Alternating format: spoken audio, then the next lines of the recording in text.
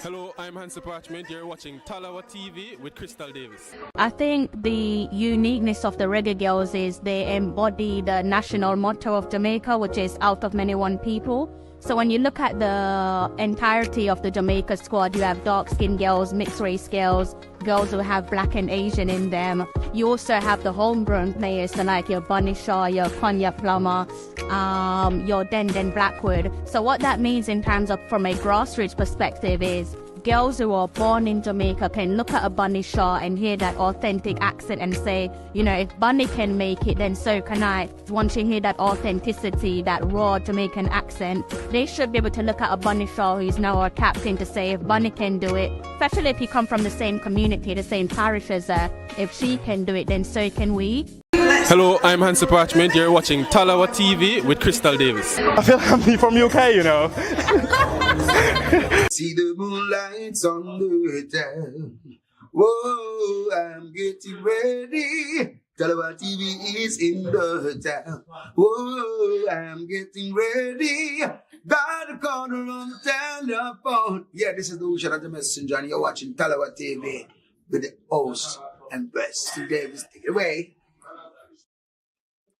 My Talawers, how are you all? Good afternoon, good evening, possibly good morning. All depends on where you are in the world. Welcome back to another live stream. If you're wondering why I'm smiling from ear to ear, it's because I'm going to be sharing tonight's live stream with someone who's actually put me in a bubbly mood. I was smiling while we were doing the debriefing, and he was like, "Why are you smiling?" I'm like, "Because I'm doing this live stream with you." Someone messaged me after we did the live watch along for the first leg of St. Vincent and the Grenadines versus Jamaica, and they were like, "You and T-Get's got good chemistry on screen." So I was like, okay, then that's good to know. I always like to hear feedbacks, whether it's positive or negative, pertaining to my live stream, especially when I'm doing collaborations. So you guys seem to enjoy the collaborations recently with CC Sports as well as with Tiga. And I know you guys like when I link up with Mr. Ballin and also Mr. Dermely as well. So keep those constructive feedbacks, criticism, whichever way you want to spin it. Keep it coming my way. All right, so it is showtime, crunch time, almost go time. The headline does read for itself. It is another live watch along, and we are hosting St. Vincent and the Grenadines in leg 2 at Sabina Park in Kingston, Jamaica, where a win will get the job done. I don't know how you guys are feeling in the comment section. Let me know. Do get friendly with the comment section. Let me just go ahead and ask you guys to hit the like button. If you're watching over on the Reggae Boys and Girls Supporters Club, please do hit the like button. Likewise, if you're watching on Sports Down the Middle, please do hit the like button. If you're watching over on CC Sports Lab, kindly go ahead and do the same. Hit the like button. And of course, if you're watching over on Talawa TV, go ahead and hit that like button for me, okay? Let me know how I'm sounding in the comment section. I feel like I'm sounding a little bit echoey, but I don't know. Maybe that is me. I think that's enough chatting for now. So what I'm going to do is go ahead and bring out the man himself, Mr. T-Gat. How are you, sir? How are you doing? I'm doing wonderful. I'm doing the wonderful, Lady Crystal. Thank you for having me one more time. Thank you for letting us do this. You're welcome. You're welcome. Yeah. It's a bit like a Davis reunion, except we're not actually related. Oh yes, Crystal Davis, Theron Davis. Oh my Lord.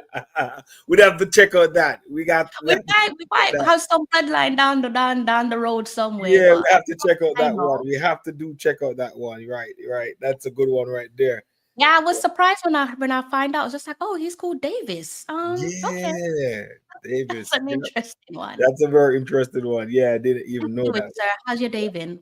It's been good. It's been good. You know, nerve-wracking trying to get home for this moment. You know, can't sleep for this moment because football. You know, hope Jamaica can cross the line. You know, win this one so we can think about the Gold Cup. But Jamaica not playing the Gold Cup not going to really sit well with a lot of fans. Not going to sit well with me. It'll be After we playing the Gold Cup, blow, wouldn't it? Yeah, we're not going to sit well. Not going to sit well with a lot of fans. Definitely. So I was a little bit nervous today. Praying for the day to finish to come home and do this stream with you. Yeah, and let's go. Let's have fun. No drinks in hand. No drinks in hand yet. No drinks in hand yet. You know, I might get a bottle of water or something. No drinks in hand yet. If it get too rough, yeah, I might just go in the little kitchen bar that I have and mix up some things really, really strong to just knock me out of it. Well, I know you're a working man, so I assume you have work tomorrow. So I don't want there to be no knockout, unless it's a knockout to St. Vincent and the Grenadines. Yeah, definitely. Speaking of our opponents tonight, they're looking very relaxed from what I could see. If I could go ahead and bring something up on screen there. You should be able to see this one on screen alongside myself and Teagat. You see them doing what looks to be a stroll in the park. It looks like Kingston to me. It's the park. It's Emancipation Park. Emancipation Park. Yes, Emancipation Park. Yes, it is Emancipation Park. So I guess they're emancipating themselves. You know. I like that. Yeah, they're emancipating themselves. They're coming over in green. You understand? Almost trying to blend in. You know. Mm-hmm. So that's a good one, you know, taking the Jamaica scenery and stuff like that, which is a good one, definitely. And they're doing yoga and exercising and stuff like that. Okay, nice. Looking very, very relaxed. He's quite tall, isn't he? What is he, a basketball player, or is she just extremely tall, or a combination Maybe of he's tall. That's the goalkeeper, the lucky goalkeeper. Yeah, that looked like the lucky goalkeeper. That was the ball was keep on hitting him. He was like the target. The giant. Yeah. The Margaret take a shot, Ethan Pinnock headed one, and it you know, does come off his chest. Oh, no, eating the pineapple, and look at them having luxury life. You see, we don't have that luxury life until we go to some places, you know. Back to there, they beat drum and all them things, they wouldn't sleep, and players keep on coming at the house. Having coffee, my word, my sentence, my paragraph. What is this? They should have put some laxative in thing, diarrhea. Should I make them up some diarrhea, you know? Some laxatives right now when I run up on the field. Some diarrhea and them thing there. Boy, I don't play with them. You understand? Yeah. Oh, I love that. We used to walk with our own chef because of those stuff. You understand? Food poisoning and stuff like that. We had to walk with our chef back in those days, going out and stuff. But now it all changed, you know. But anyway, it is definitely. Well, they look quite relaxed. They look like they're confident too, you know. Like they're coming to take 3 points. Yeah. They should have been Crystal. They should have been uneasy.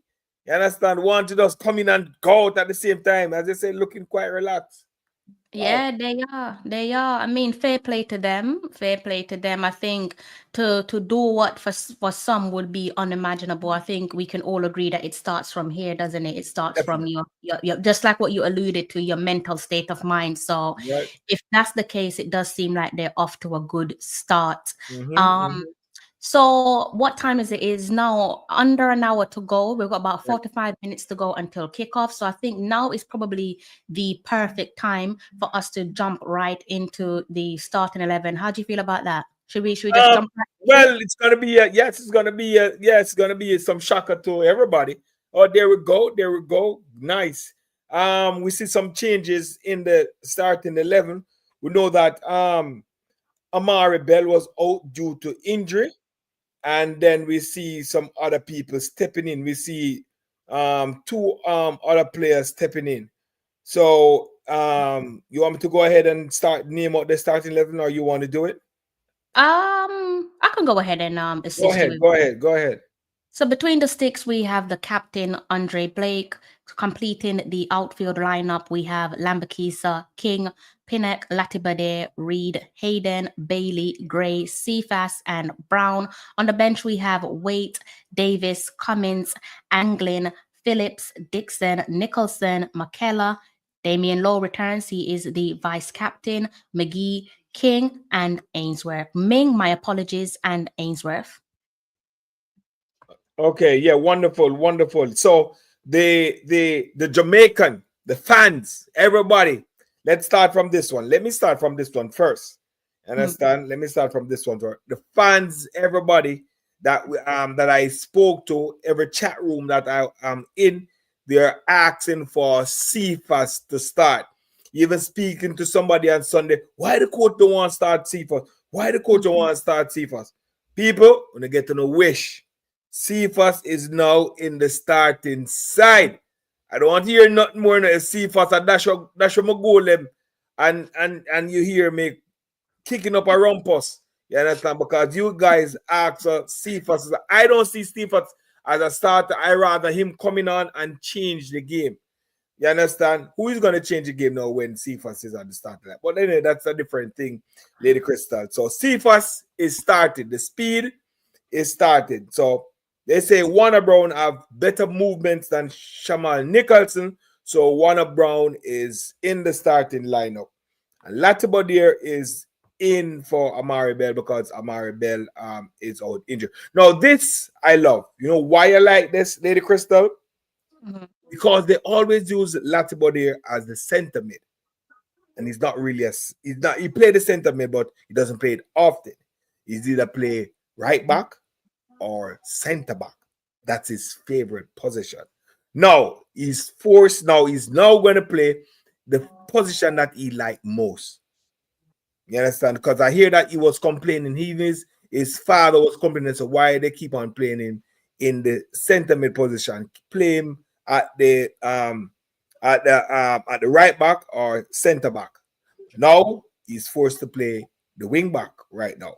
So we're gonna see what Latibodier is really made of at that time, and if he can really take somebody game. I would love to see if he could take somebody game and say, wow, this is where this man's supposed to be all along. It's makeshift in the center mid. So this is going to be interesting. Never expect Richard King to start in this one, honestly, because Damian Lowe is back. I expect Damian Lowe was supposed to walk in the team, but they started Richard King. After that, Schoolboy defending, making St. Vincent taking the league.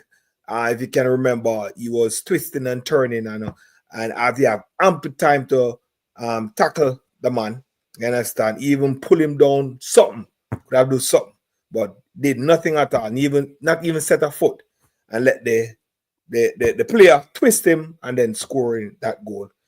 I expected not him to start, but he's there again. So let's see what's going to happen.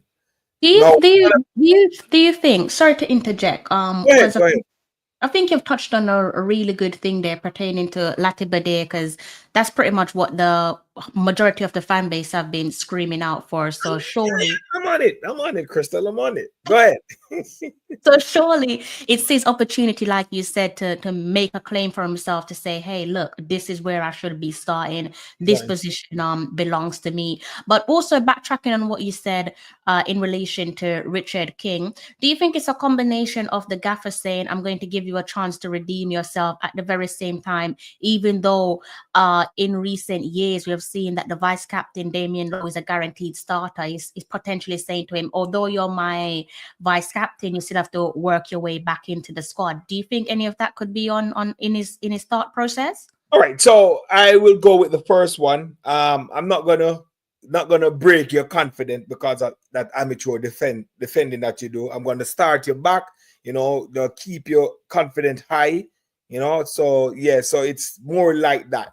I would lean towards, I'm not I make a mistake and I kick you out the team. That would say, you break his confidence. What if Damian Lowe go injured again?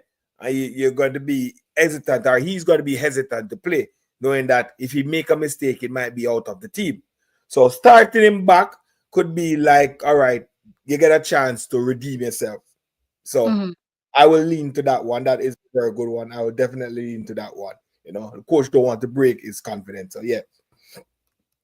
That's a good one. Okay, and I'll allow you to complete the rest of the lineup. Mr. Ballin, I can see you in the studio. I'm just going to allow my lovely co-host to just complete his lineup, and then I'll bring you on screen. Okay, so I've left you a message in the private chat, but I'll be with you shortly. Okay, and thank you for your patience. Back over to yourself. So yeah, so we talked. So Lembikis had a wonderful game. The last one, score a goal, and they decide to take it back. He's finding his rhythm. He was fine. He was really good, doing really good. Then he was not playing, and then he dropped off a form, and everybody say his form dip. Now he's playing back, and now we see the result. Had a good game. I score a goal, they took it back. So I'm glad that he's back there. You understand? Good lad, young age too. So yeah, we have like 2-3 World Cup, maybe 4 World Cup out of that Alembikisa. So that's good. Ethan Pinnock, one of the best defender in the EPL, is still there. So I'm glad for that. And then Isaac Hayden stamping his authority in the team, making the center mid his position is like, yeah, you have to have a shovel now to take me out. You understand? I'm claiming this to be my position. So he's gonna be one of the mainstay in the team, Isaac Hayden. Really having some good game. Hope he can get a goal tonight. That would be really dope. Bobby Day cover Reed. They a good lad. You understand? In the side. Leon Bailey, we really want Leon Bailey to show up again. You understand? Want him show up again this time around when he's with the Jamaican public now watching him. You understand? They're not watching him at TV now. They're in Sabai now watching him now. Cheer him also. You need to show up on Jamaica side. You understand? So Leon need to show up on Jamaica side. Give it that wonderful performance. Maybe a couple of assists and a goal. Damara Gray the form been dipping. We know he's a class player, very, very class player. So I hope he can do something tonight. You understand? And then hope Cephas with the speed. Warner Brown showed some quality the last game. In the last 50 minutes, now we got a start. So he has to try to cement himself in the team, in the 30-man team. I know he's not when the Gold Cup, he's not going to be in the last final, but he'll be in the team. So that's basically it. And hope these players can give us at least 3 goals or 4 goals tonight. Who's your goal scorers? Who's your goal scorers? The goal scorers. I want Leon Bill to get back on the score sheet. I want Damara Gray to get back on this. Yeah. I said 4, right? So I want Leon Bill, Damara Gray, Cephas. I think he's going to be more of a provider. You understand? If Warner Brown to get himself on the score sheet, and also Isaac Hayden. So definitely those are my 4. Yeah, those are my 4 goal scorers. Surprise goal scorer. Okay. Yeah. So okay. Because if Isaac could get himself on the score sheet, that it's all over for anybody who want to come in the side. This guy, his foot has to be injured. Yeah. He has to be injured. If Isaac could get himself on the score sheet tonight, he has to be injured not to be playing for Jamaica right now, with no doubt. You understand? Okay. Yeah, definitely. I'm going to take a quick little pause. We've got approaching, let's say some 34 minutes, 36 minutes until kickoff. So do try to get yourselves comfortable. If you're watching in Europe, then you can go ahead and make your way over to the CONCACAF YouTube channel, where you'll be able to see the Reggae Boyz, the senior Reggae Boyz, take on St. Vincent and the Grenadines in match number 2. On aggregate, it is 1-1 apiece. Yes, you're reading that correctly. You also are hearing that correctly. Managed to redeem ourselves at the depth thanks to a penalty from which was awarded to Jamaica and neatly tucked away by Leon Bailey some days ago in St. Vincent and the Grenadines. So like I said, I have Mr. Ballin in the comment section. I'm going to bring him on. Let's see if we can hear his thoughts, I should say, on the starting 11. Mr. Ballin, how are you, sir? Think you might. Can you hear? Am I the only one that can't hear? Muted. I'm not hearing him, Lady Crystal. I'm not hearing him. Okay, I think Mr. Ballin, I think you might need to jump out the studio and jump back in, because your mic isn't muted, but neither myself or Sir Teagat can hear you. Okay, he should be back with us shortly. See the guys there in the comment section. Again, guys, please do make sure that you are watching and liking the stream across all 4 of our YouTube channels. So if you're watching over on Reggae Boyz and Girls Supporters Club, please make sure you hit the like and subscribe button. Likewise, do the same if you're watching over on Sports Down the Middle, and also do the same if you're watching on CC Sports Lab or over on my channel, Talawa TV. So that is how we're looking where the starting 11 is concerned.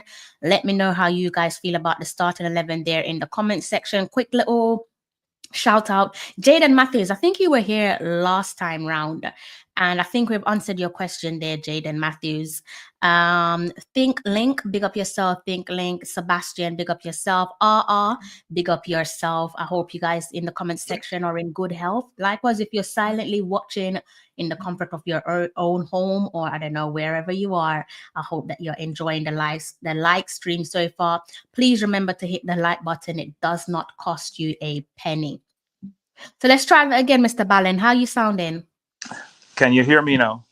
Yes, we can. I'm going to take. We're hearing you. Yeah, I'm going to take on your co-host immediately.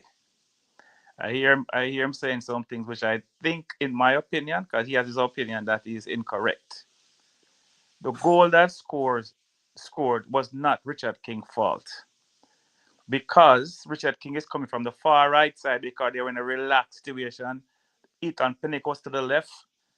McCullough was in the center of the field where he lose the ball. Richard King had to run in front of the player to cut him off and then turn before he could tackle him. If Richard King had tackled the player there and fouled him, it would be a red card because there's no other defender behind him. So Jamaica will be down to 10 men. I don't know if you realize that Richard King was the last man before the goalkeeper. So Richard King cannot gamble a tackle there and foul the man, because if foul him, it's automatic red card. So therefore, only 10 players Jamaica that finish the game with. Right? So it's not the fault lie with McCullough, because he shouldn't lose the ball when you have him two centre halves spread right and left, and him fumble the ball and lose it. So you can't blame. And the only reason why Richard King get there, because he's faster than Ethan Pinnock, because two of them was about the same distance from the ball. So you have to give Richard King credit to be actually got to the forward and try to make a play. That is what I think. So don't say him turn him. He had to go past him to actually cover the ball. And the forward made a good move, because he's very swift and he's very smart forward. When Richard King turn him, know that him just have to push the ball wide again, and Richard King actually stop and start, and the other guy's still moving. He's going to have an edge on you. Apart from that, go ahead. Sorry, continue, Mr. Ballin. No, I want to hear what T got to have to say about that. I don't know what match you're watching. You understand? I don't know who you were talking to, but you have your opinion. So I say my opinion. Yes. And I just leave it your opinion. Yeah, right. I'll just move on. Answer a question for me. Where was Richard King when the ball? No, sir. I will not go back and forth with you. You have your opinion, and I'll see what I see, and you see what you see. So that is true. If a car meets an accident and toast look on it, we see it in two different eyes, two different ways. Right. So let's agree. This is not the platform right now. This is not the platform for it. You understand? For me to debate you what. So we just leave that out, because if I'm going to debate, I'm going to bring up my video evidence. My video evidence. Yes, and then we'll put it up, and then people can see what's here. But anyway, Lady Crystal, go ahead. Okay, so all right. So we have Sir Teagat has already given us his insight there, Mr. Ballin, on the starting 11. But what do you make of the starting 11? You should be able to see it on the screen in front of you. If you'd like me to go ahead and read it out. I know the starting. My thing is that is Liam Bailey going to be playing in the midfield? That's the only thing I guess. That's the only thing I see, because Cephas not going to play in the midfield. Is that Leon Bailey or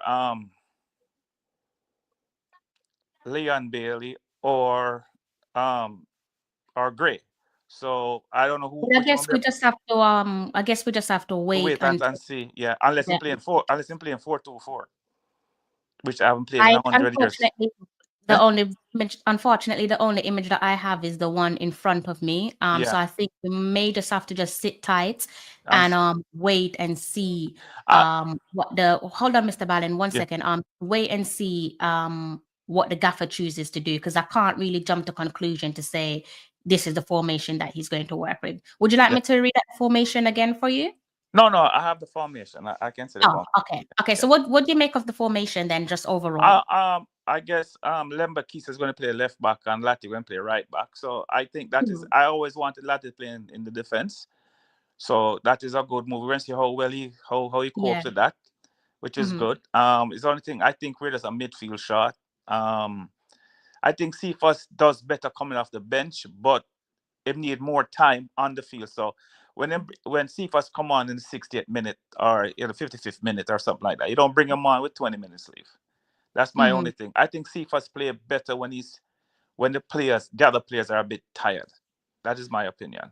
Okay, so it seems like we're going for a 4-1-3-2 formation. So I'll just bring that up on screen so both the gents can see the formation that I'm looking at, as well as the guys in the comment section. Sir T, you got Mr. Ballin. Can you guys see the formation?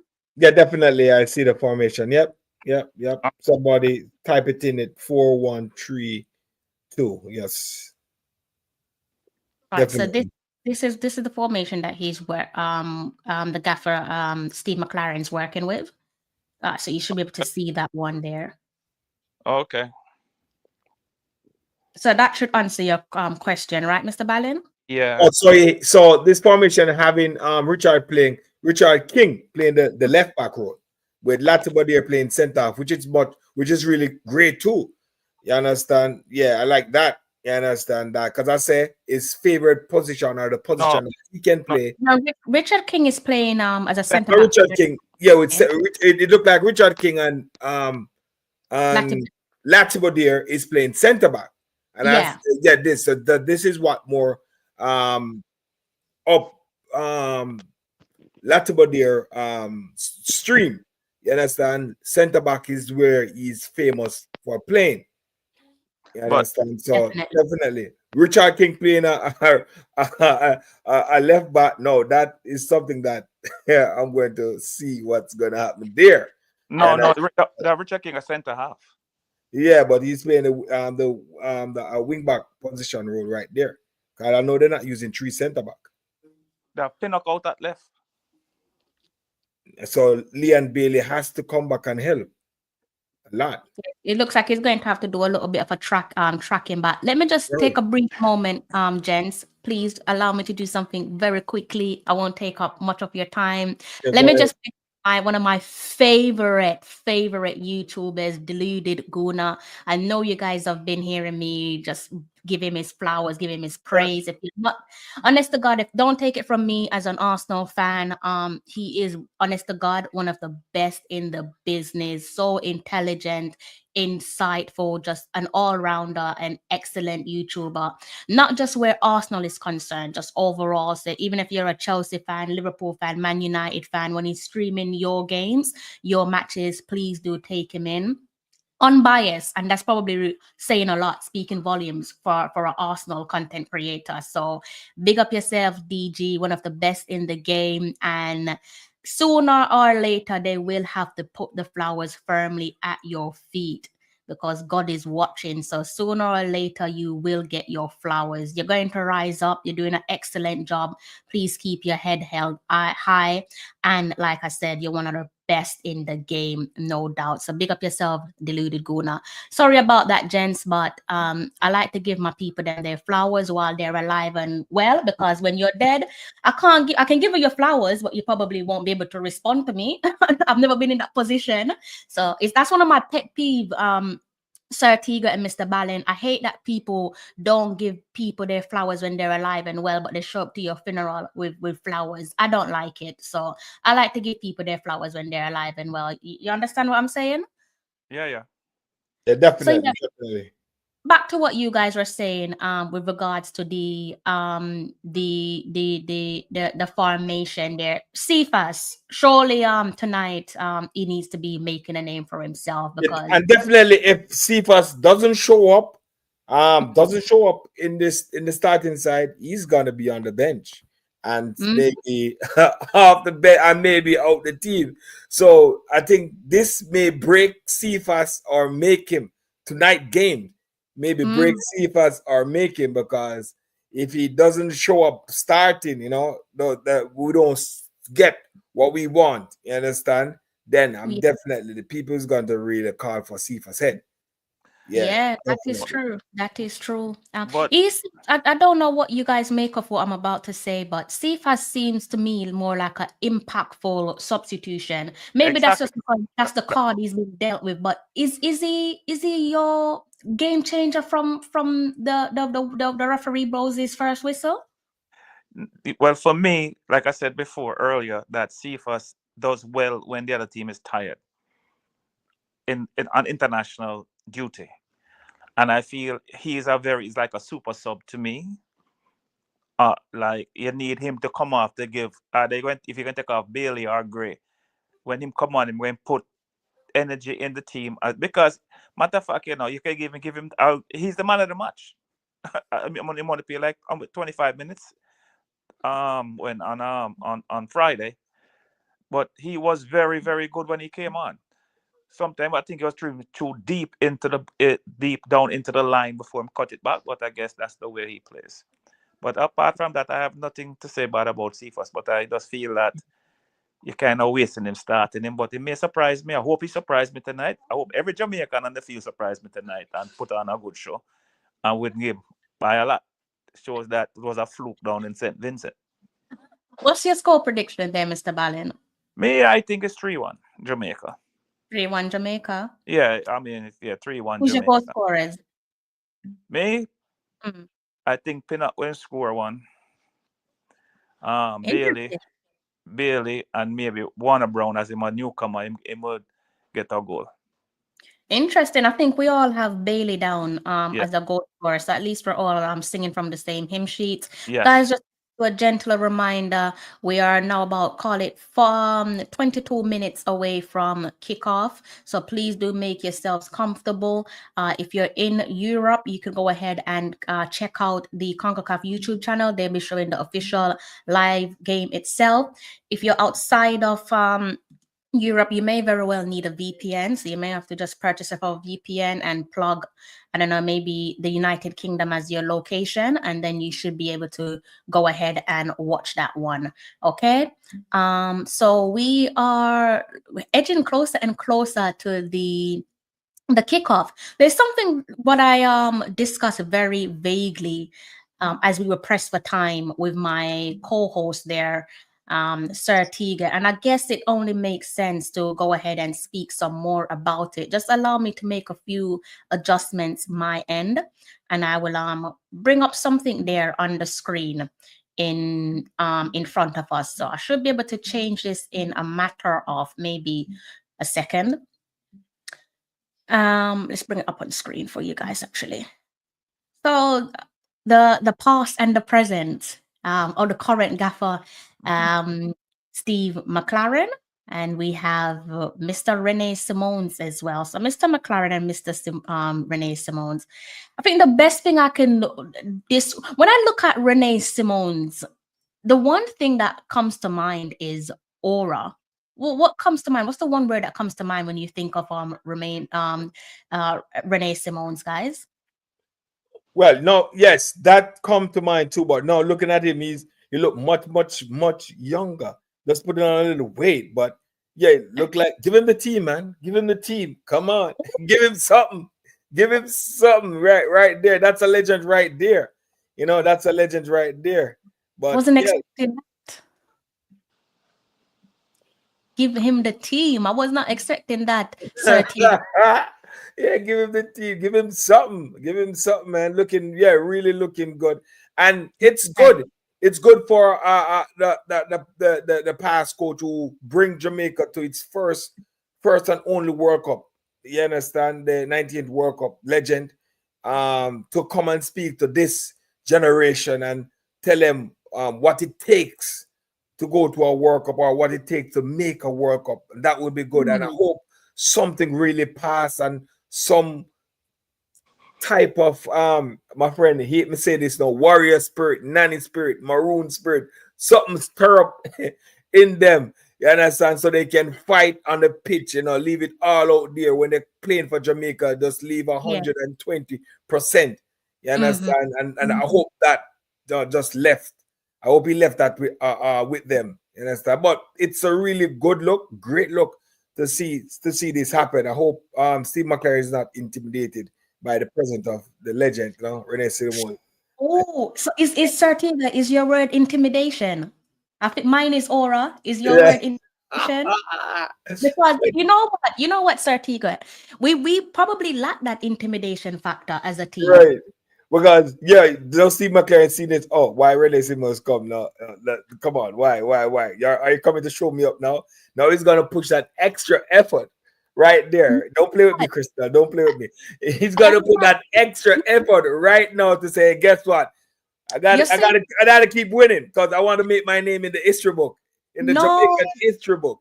So, I know you're not trying to be sinister, but I believe much of some of what you're saying, it may hold water because not to badmouth the JFF, but I've seen them pull a little strings, couple tricks like this before, when they might give you the current gaffer with a gaffer that they want, right? Facing off against each other. So the JFF are very cute and clever. So, aura. they're dangling some cards and say, you see that? Just if you slip, look out the door. Somebody's knocking. You understand? Somebody's knocking at the door. What's your word? Mine is aura. What's yours? Me? You talking to me now? One moment, Mr. Balance. Oh. What's your word, Sir Tiga? I think you're on mute. Intimidation. Intimidation. All right, Mr. Balin, what's your word to summarize Renee Simone's? Legend. Yeah. And I see DC in the comment section. She says no. And I don't think Jeff will go back to him because they were right back to him and him failed on the second time around. So I don't think they will go back to him a third time. Okay. And you can see that we also have another recognizable face there in front of you, Mr. CC Sports. He's so dedicated, guys. He finished work not too long ago, a bit like the two gents on my screen. And he's absolutely struggling, a bit like his team from West London, to be on screen with us. But Mr. CC Sports, sir, what's your word to this? Just real quick, I'm just going to jump off for a second. I'll be right back. Okay, Mr. Balin. Okay, Mr. Balin. So, CC. Mr. CC Sports, what's your word to summarize Renee Simone's? I've gone with aura. Sir Tiga has gone with intimidation. I forgot what Mr. Balin said. I don't want to lie, but I know legend. I think he said legend. Legend, right? And DC says knowledgeable. So what's your word, CC? I think I want to use the word that they use in Brazil too. I think this is like in England, they call the coaches the gaffer, right? Mm-hmm. But I think in Brazil, they more go for el professor. Oh, okay. So you go for, the word I would use to describe him is the professor, because at that point in time, I think he taught us football from a different angle that we never knew before, or we weren't able to grasp before. So I would go for the word professor, given the fact that he taught us something and actually delivered us to our first World Cup of any age group. And I think at that point in time, we piggyback on that success and went to the U17 World Cup 99 and the U20 World Cup 2001. And I think it came right off the back of that success, as well as I think we were in the Gold Cup where we topped a zone with Brazil. Of all the teams, Brazil was in the Gold Cup in that year, and I think we topped the zone and lost to Brazil if I'm not mistaken, it was the semi-final. So I would say like that period that he coached Jamaica for between 1994, I think 2000, we learned so much, and it's just a pity that we never brought that forward into this decade. Nice. I quite like this picture here from Leon Bailey and Renee Simons. Maybe I'm over analyzing it, but I often, me in this position, not because I have small hands, but if I'm going to shake someone's hand and I do it with both hands, it kind of emphasize the respect that I have for you. Is that the same as as you guys from a male perspective? Yeah, definitely. Firm handshake. And that's what Leon Bailey did. Much respect, firm handshake, double. You understand? To shake the hand. So yes, you're right, Crystal. It's a firm handshake. You understand? So Leon has used his tool because I think his hand is bigger than Leon. maybe not, but anyway, take it. It's just a firm grip, firm and shit. Yeah, that is The private respect. chat, Krista. Yeah, that's check the private chat. Okay. But there's one thing that I think, sorry to cut in, Crystal. There's one That's thing okay. that I want to emphasize. I don't know if we touched on it in terms of. I wanted to ask you this question. Given the setup of the and CONCACAF Nations League, in terms of qualification to the CONCACAF tournament proper, do you have any issues with the methodology by which the qualifications were set? Or do you think that the change in format is okay? In given what context though? In terms of So, position of the league, CC, sorry, so let me put it to you like this, right? Previous to this season, this period, this recently concluded Nations League that Mexico won, right? The previous tournaments, the top 8 teams, all the teams that qualified for the quarterfinal, would automatically go to the Gold Cup. However, this time around, they said only the semi-final qualifiers would go to the Gold Cup, and then the teams that lost their quarterfinal matchups would go and play the Gold Cup preliminaries, which we are playing right now. All right. Outside of that, too, the team that win League B, which is the league below where we are playing, would get an automatic promotion qualification to the Gold Cup. So in terms of that format, because it wasn't like that before, what's your take on it, or in terms of the change?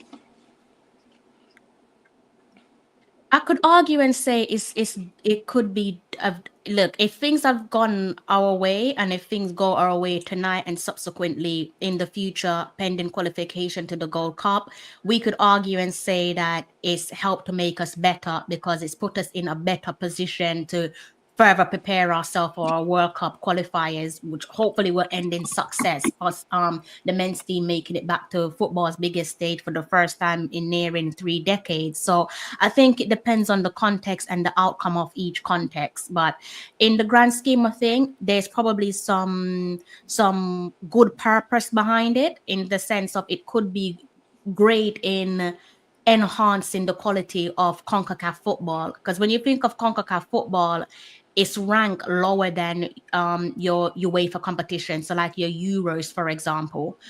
So maybe in the grand scheme of things, there's probably some good faith done, taken into consideration when it came to those changes there that you alluded to.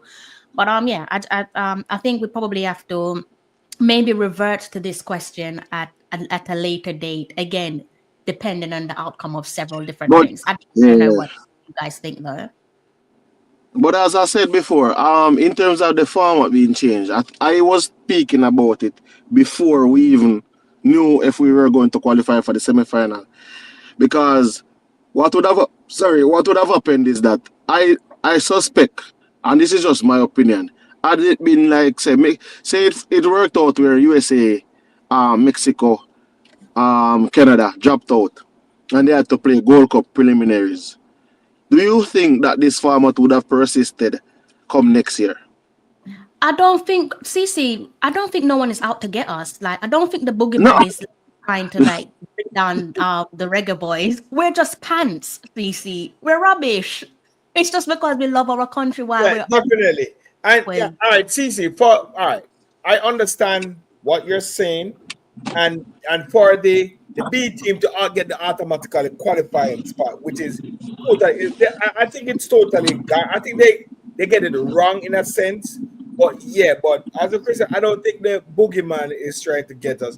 But yeah, the format should have stayed with the A team qualify, but yeah, they change it. Yeah, that's right, because they want more team to compete for getting to the Gold Cup. I think that's the reason. But the B team getting an automatic spot, that is not really competing. You understand? But yeah, for 14 to qualify and then the rest of the team compete to get there, I don't think nothing is wrong with that. Because guess what? USA or Canada or Mexico may drop in that range in future because the football is really growing. So and let's see what they're gonna do the following year. So I just think it's just competition.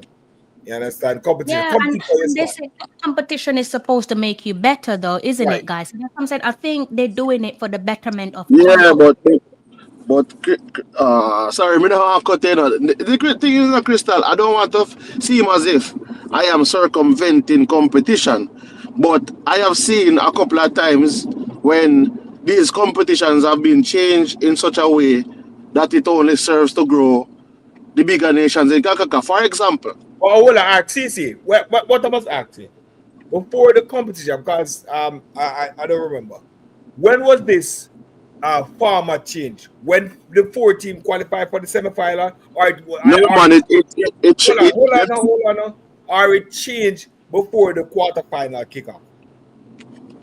that's what I was saying. It changed for the new CONCACAF Nations League period, not before the quarterfinal. That's Right. before. So hold on. So if Jamaica had beaten the US per se, it would be US paying this qualification right now. Mm, Yes or no? yes, that would be the case. Right. So I don't see no foul. We put ourselves in that position and not beating you. Not only that, we should have beaten a team instead of draw with them. I don't remember which team, and play Canada instead of playing the US. So we ourselves, the Reggae Boys, dig this hole for us to be in this position. Yeah, from the get-go. So if we backtrack, we should have beaten that team, but we draw with them, and then we Cuba, face USA. Cuba. Right. So if we Yeah. had beaten Cuba, would have played Canada, and you know that go already. Canada our beating stick. No matter how bad them is, we beat them a yard, we beat them abroad. So we would have make it through the Well, semi-final.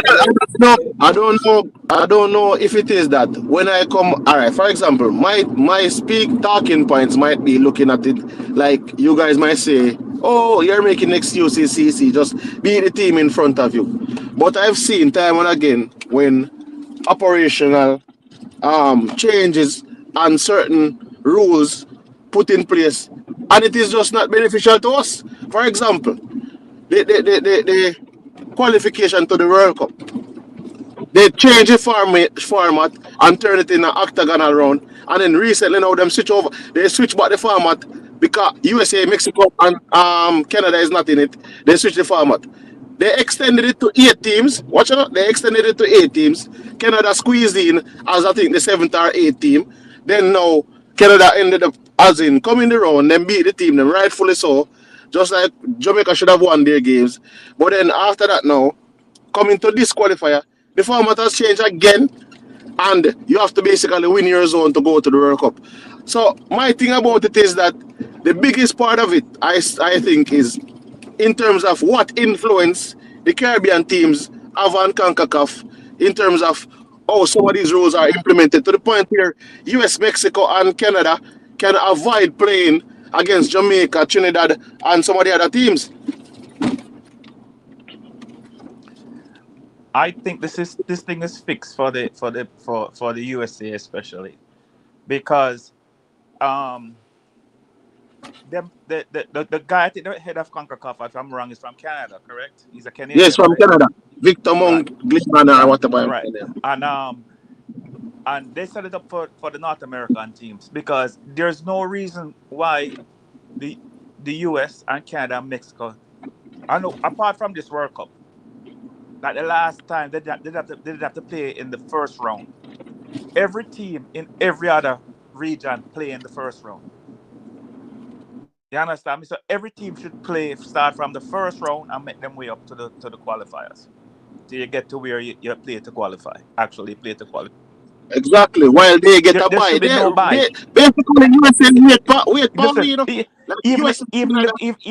in the nation league, why they getting a buy? They should Exactly. play like every team. In Europe, every team played. No team get a bye basically, right? But every time they are guaranteed a quarterfinal spot every single time. That's what people don't understand. Because if you don't beat them in the quarterfinals, then guarantee. I bet if they lose, I bet if Mexico and USA lose in the quarterfinals, they've changed the format the next year. It always happens. The fact of the matter is, my thing about it is, Go on. yeah, my thing about it is, right, as Mikey Ballin touched on it, they have a guarantee spot in the quarterfinal. Since the Nations League has started, they are guaranteed a spot in the quarterfinals every single Hold year. on, guys. Hold on. 1 moment. Have you guys? We've got about 3 minutes until kickoff. Have you guys actually looked at the reasons pertaining to why that is? Because some of the reasons why just like you said, the likes of Mexico, USA, and Canada haven't typically gone through extensive Gold Cup qualification. Few of those obvious reasons is to do with dominant status, recently CONCACAF Nations League, and also FIFA World Cup rankings, right? But That's some of the things that's literally. 1 second, Mr. Ballin. That's some of the things that is in black and white writing.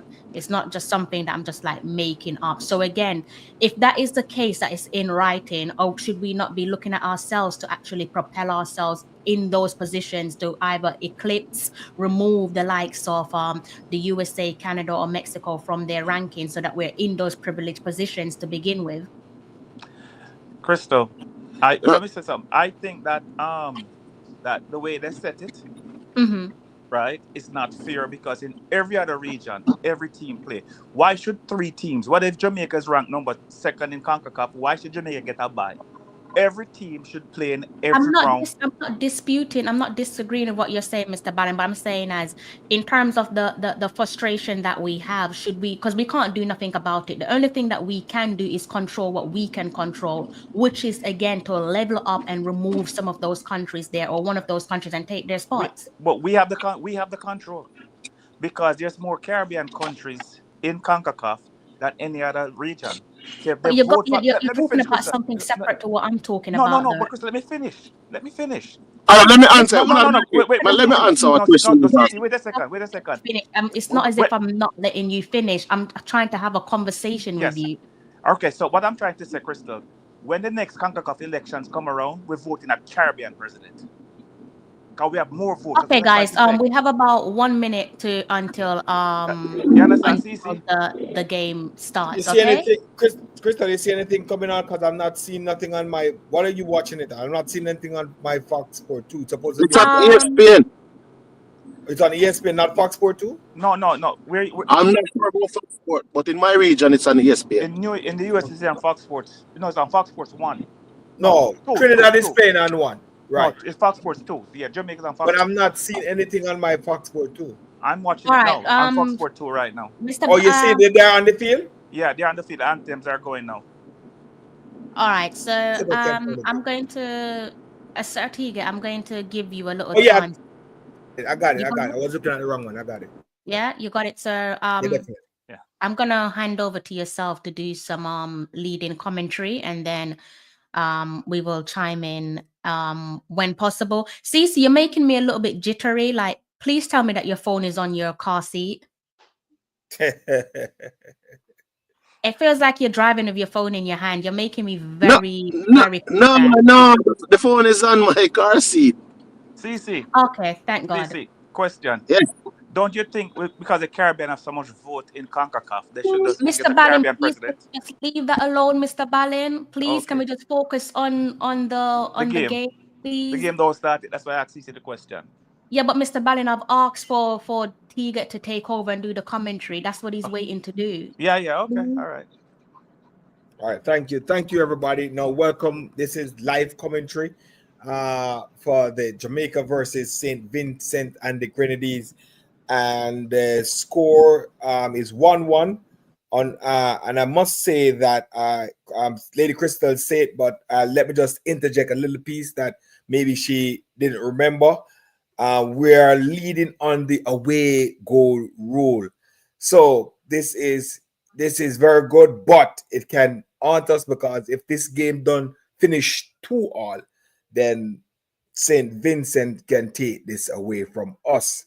You understand? So they are doing the away goal rule in this competition, and Jamaica right now is slightly on the edge with the away goal rule. Now they're on the field and they are singing the anthem, and the Jamaican anthem is now playing. And if you're just joining us, please remember to hit the thumbs up button. If you're watching on Talawas TV, please hit the thumbs up button. If you're watching on CC Lab, hit the thumbs up button. And if you're watching on Sports Down the Middle, please hit the thumb up button so the video can share all around and we can enjoy this wonderful, beautiful sports of football. So they are playing the anthem, and playing the anthem, I'm going to give you the starting 11 for the Jamaican team.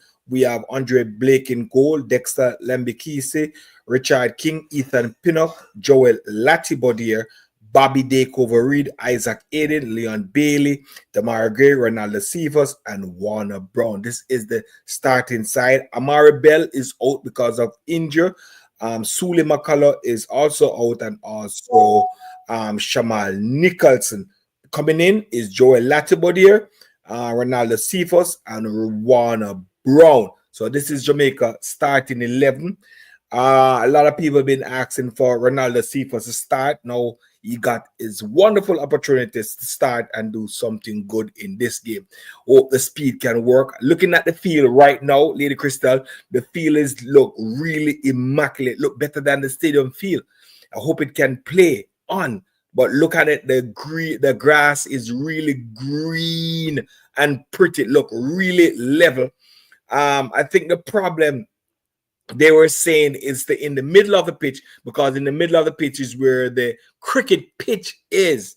So that is the problem. So hope that doesn't cause any problem for the Jamaican players tonight. Hope they can go around that and no slipping. But looking at the field, it's really luscious green tonight, and hope they can make use of this wonderful pitch. Now the Jamaican team is now taking off their sweats and getting ready for action.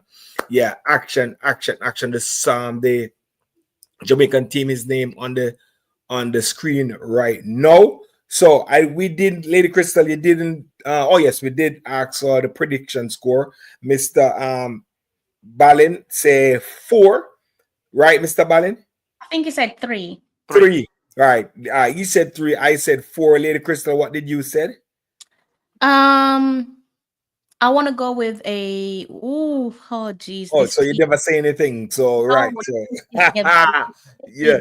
But you have Leon Bailey score, but you didn't give a I do have Leon scoring. I would love a brace from Leon in an ideal world, to be honest with you. Right. I'm gonna go with a brace for Leon. 4-2 on aggregate. 4-2 on aggregate. So did CC, are you still there? I know you're driving. Can you give us a prediction score? All right, you're still driving. Yes, I gave 4 love. I gave 4-0. All right, 4-0. So, all right. So 5-1 on aggregate. All right. So CC Lab say 4 on aggregate. Please get home, sir. And so everybody's having about 4. Let's say Mr. Mikey say 3. So let's see who's gonna win the bet tonight. Yeah, who's gonna win it tonight? So we're getting ready to kick off. Getting ready for kick off. Excitement time. Let's go. Yeah,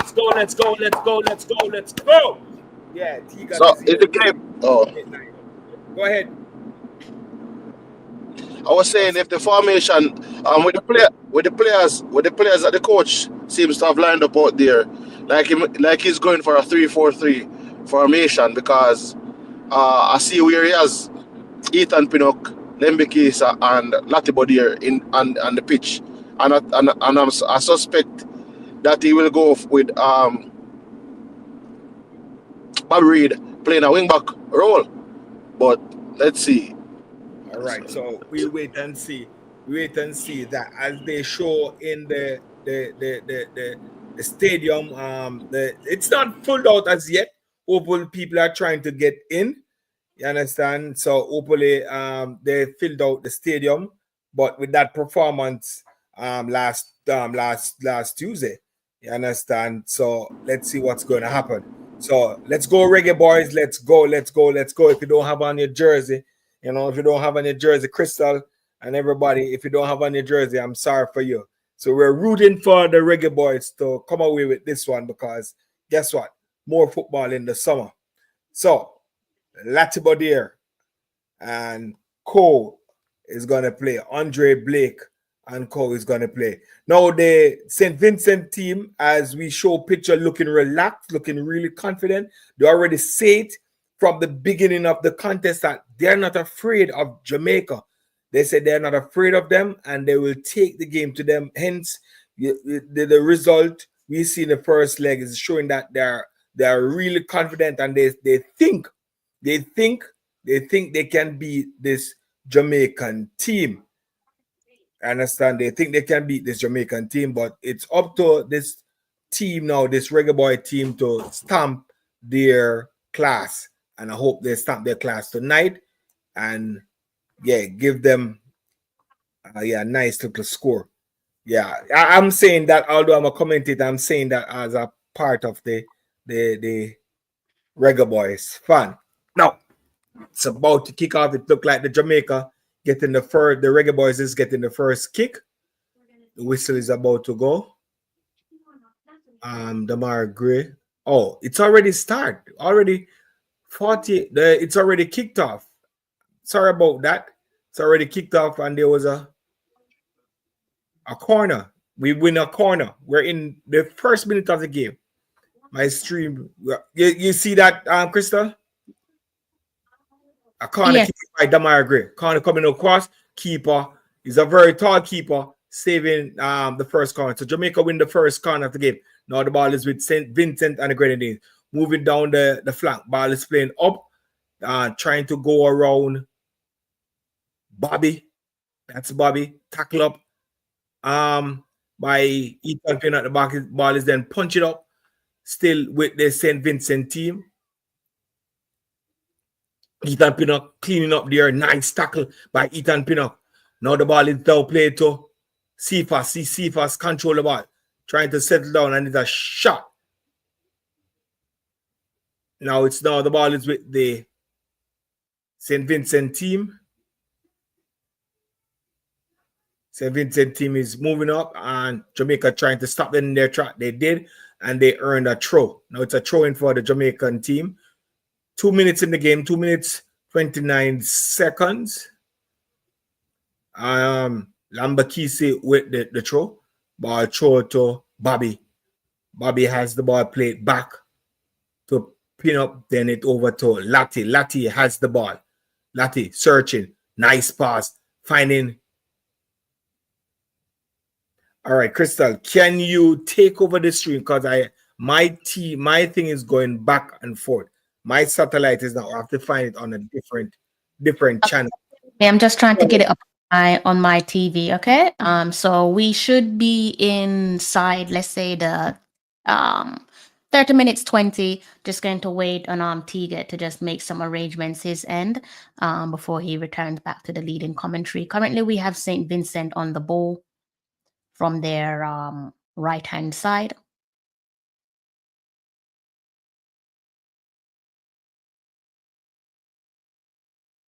So that is Jamaica with the ball playing out from their defense.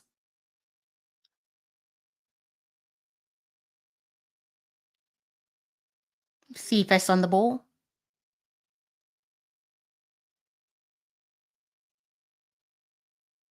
Trying to apply some pressure there to the back line of St. Vincent on the Grenadines.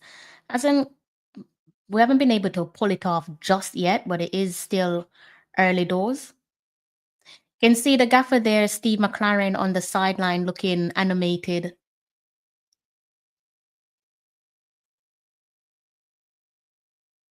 Long ball up top there for Jamaica. That one finds it to the feet of Damari Gray, but he was pulled down. Looks like we might have been awarded a free kick.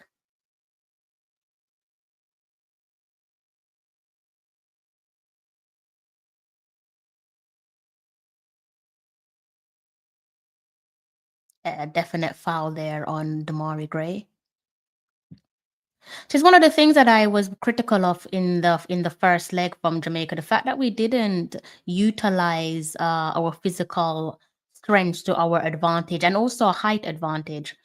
Probably the tallest player on the field could potentially be the St. Vincent and Grenadines keeper. It's actually quite much taller than I anticipated. But now that I'm looking at him between the sticks, looks like he's just regular height. We've got Liam Bailey standing over the free kick. Let's see if he can whip this one into the box and hopefully it finds itself on target.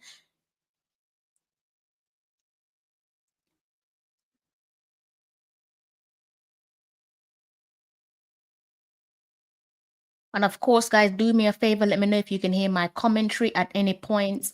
Not trying to get us into any copyright violations. So if you can hear any commentary, then do let me know. Can see the lovely band inside the stadium doing their thing. So Liam Bailey bracing himself to take the free kick. Whips this one into, well, the wall did its job. The wall did its job, guys. That one went right in the face of the wall. Looks like we're going for a throw-in this time round.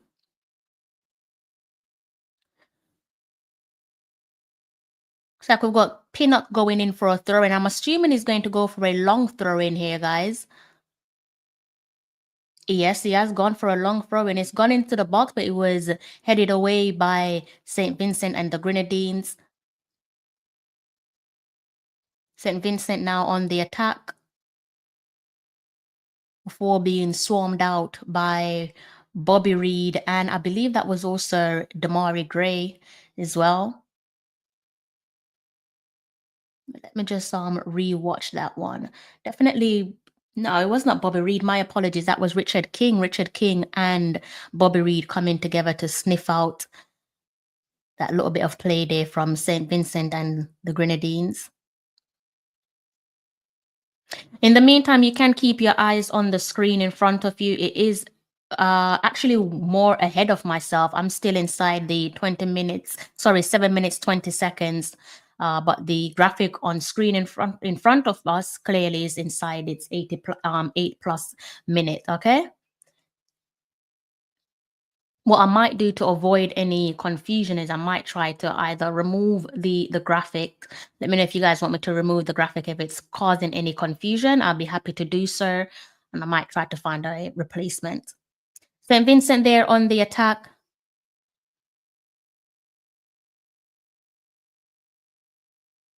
One headed away by Lambakisa.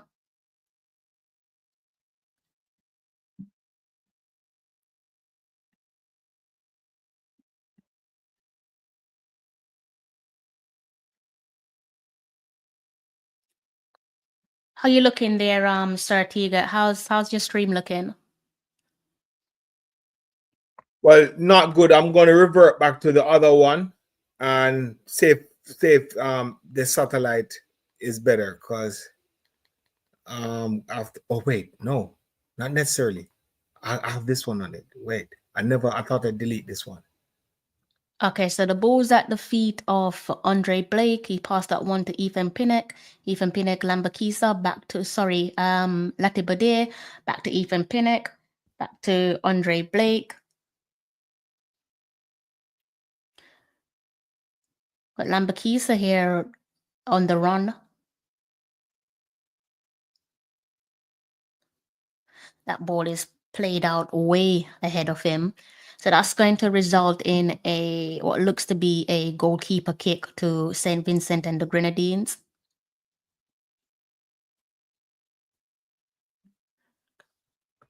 All right, I'm back, Lady Crystal.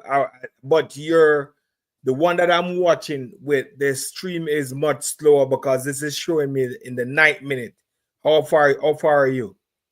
I apparently, according to the comment section, I am back. So I'm guessing you can take over. It says here that I'm a bit back. So. Oh yeah, no, but I'm in the 9th minute. So how far? And I was looking at the screen, and the game is already in the 10th minute. So I'm Yeah. way I behind. The game is in the 10th minute now. It's Right, going and up I'm to in the 11th. 9th minute. So people, you will get in a late commentary. All right. So please don't scare me when a goal is scored, because this is like a late commentary. Because the stream that I was watching was giving problem. It's keep on playing back. But anyway, we're in the night. Crystal, can you continue? Let me go back on the other one and see if I catch it back, because I don't like to do the I'm late sorry. one. What would you like me to do? Go back on the continue doing it. I don't think it's going to make a difference, to be honest with you. You know why? Because we're in separate countries, so we're not going to be watching. We're not going to be on the same timestamps because we're watching from two separate streams.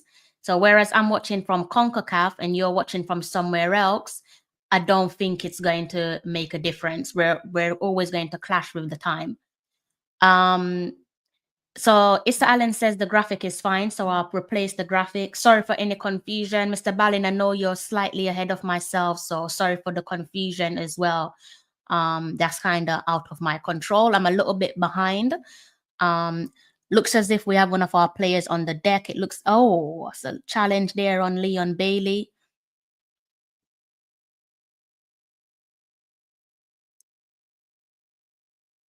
Does look like Bailey, it's the early cards that the quick card at early doors there for St. Vincent and the Grenadines. What 11 minutes and 20 seconds there on my clock, and they've already found themselves in the referee's book. So he definitely has to tread carefully. It's going to be a long first half and an even longer second half for him. So he definitely has to be mindful of how he manages the rest of the game. Leon Bailey back up onto his feet, and of course, the team's using the moment to refresh themselves, water on faces. Also, I'm drinking some water as well. Despite the time in Jamaica currently, it is still pretty hot and sticky.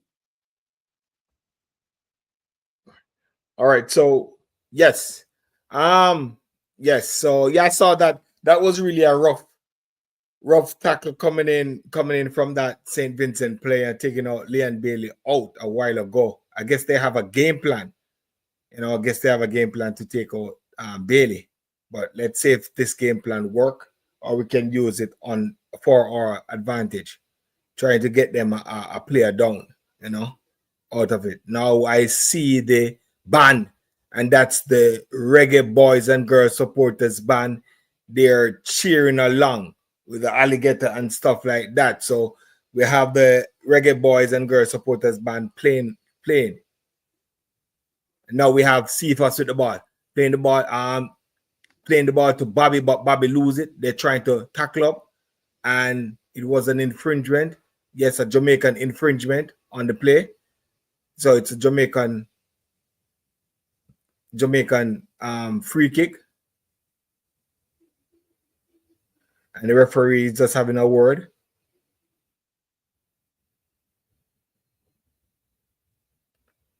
Having a word with the players, telling them down, cool down. All right, give me a second. Crystal, continue, please.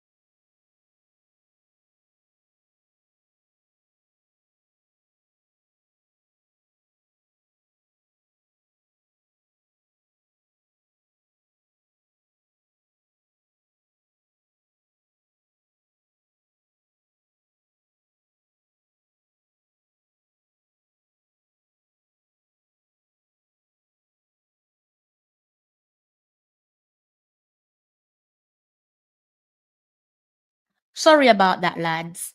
1-1, big up yourself, 1-1. It's been I can't hear. Okay, big up yourself, 1-1. It's been a very long time since I've seen you on the channel. Definitely, I think it's probably been some 2+ years since we've done a live watch along, right? So big up yourself there, 1-1. Massive thank you there for your contribution. Definitely going to put that in the back pocket. Massive thank you to yourself.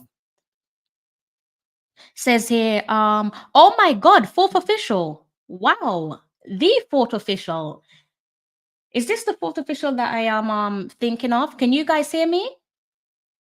Can you guys hear me in the comment section? I don't know where Mr. Balance gone. Let me know if you guys can hear me. Tiga, can you hear me? Guys in the comment section, can you hear me? I've been told that I don't have any audio. Can you guys I'm hear hearing me? you, Crystal. I'm hearing you. Just give me 1 second. All right. Okay, all right. Let me Let's put continue. something right here. Okay, perfect. Sorry about that then, guys. 4th official, big up yourself. I hope you and the family are in great health. Haven't seen you in a minute, more than a minute, but I hope you're in good health. Likewise, all the rest of you guys in the comment section. All right, I kind of panicked just then, guys, because I was told that there's an audio issue. Okay, so back to the game itself. Over a quarter of an hour gone, 0-0, 1-1 on aggregate. Jamaica on the attack. If you haven't given us your prediction yet, do go ahead and give us your prediction. You should have already heard from myself and the rest of the guys, so please go ahead and give us your prediction.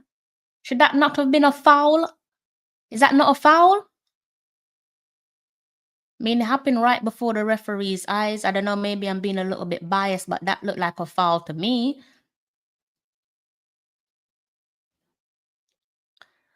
Loud and clear. I'm doing great. All right, I'm happy to hear that. I'm happy to hear that. Happy to hear that you're doing well. And yeah, we need you around, need you in the space. Definitely need you in the space. It's been, like I said, more than a minute. Sir W1, big up yourself. Sebastian's going for 3-0 Jamaica.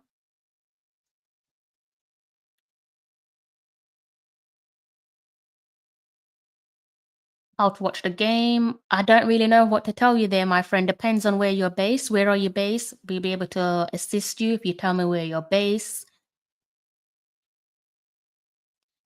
St. Vincent on the Grenadines on an attack of their own, take a pop at our goal. That one was waved offside.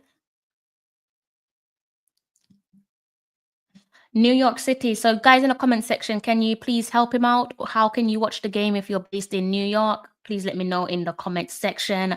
CC should be joining us at some point, guys. So just try to be patient. CC will be joining us. I'm not really sure how it wasn't awarded a free kick because Damari Gray was pretty much barged off the ball in front of the referee. Anyways, CC is back in the studio. How you doing, CC? Doing okay. Just reach home and I'm going through the stuff. Just want to say thank the guys for reaching 900 subscribers. So I think the guys, I don't know if I saw it, Crystal, but we yeah. I turned on the subscriber mode, so anyone who's coming over have to subscribe before they can do anything. So it seemed to have worked. You got to force subscribe, CC, otherwise they won't, you know? You know, yeah. So you've managed to find yourself a stream, right? You've managed to find yourself the stream, right? Yeah. I'm actually I have it on my thing here. I'm just trying to bring it up. I'm not sure what's going on. Take your time and like get settled, and I'll take over until you're ready to do so. Okay? Because I think I'm a bit more settled than yourself.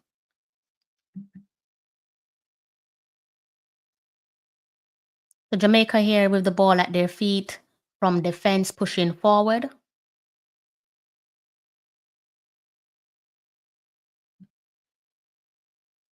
Our setup isn't that great, guys, but okay, let's move the microphone out my way. I heard the commentator just say Richard King played against Inter Miami on the same ground. Guys, I just wanted to know it was the National Stadium and not actually this ground. This is Sabina Park, which is technically a secondary stadium, you have to call it. That's probably subjective there, CC Sports Lab, because the field appears to look better than the National Stadium for something secondary. That's a lovely little turn there from Leon Bailey. Again, what's going on here? That's a lovely turn from Leon. So what's he doing? Who's he awarding the free kick to? This referee's joking himself.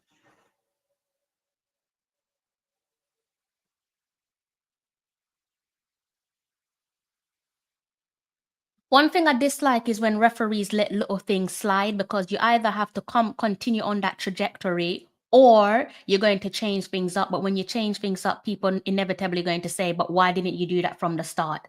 I don't know if you're able to see a couple of the, I think, obvious fouls there that have not been rewarded in a free kick. First one that I can think of is Damari Gray, that obvious shove to the back of Damari Gray. I don't know what you guys make of that, but I'm not really a fan of referees just ignoring the obvious, especially when it's right in front of them, because I think it leads to either a controversial decision or something that rubs people up the wrong way. More or less the same. See what you guys are saying there in the comment section. Man, them can't keep the ball on the ground. Pick up yourself, Ronaldo. Losing West Indies ground. Nelly, JC, big up yourself. Okay, so Roxanne, big up yourself, Roxanne. Where to watch the match from St. Vincent's?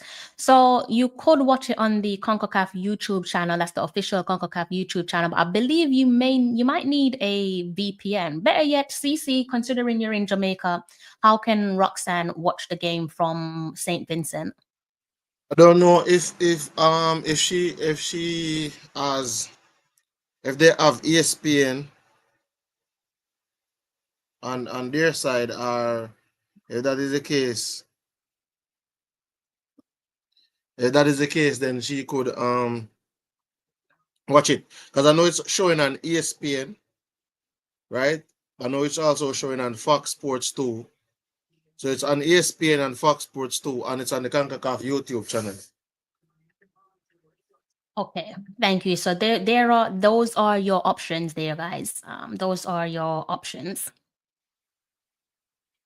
Think they will. Andrew Paul says, think they will win 2-0. Hope my Montego Bay baller get a game 1 love. So you're going for what? 1-0? What's that? 4-1 on aggregate? Tiffany asks the same question. Pick up yourself, Tiffany. 1-1 is saying we ain't doing well. Well, don't think I'm going to argue against that one. Funny, try Roxanne and Tiffany, try the CONCACAF YouTube channel. I think that's the best bet for both of them, to be honest with you. Hopefully it works for them. And I need to put my thing to charge. How am I going to do this? I need to get some. Crystal, where are you in the game? I'm at 24 minutes. I'm at 24 minutes, 40 seconds. Do you want to take over? Well, you can, yeah. Go on. So right now, Bobby Reed just chipped the ball over to Bailey, and Jamaica with a throw in on the right hand side. The left hand side, that's the left hand side for St. Vincent and the Grenadines.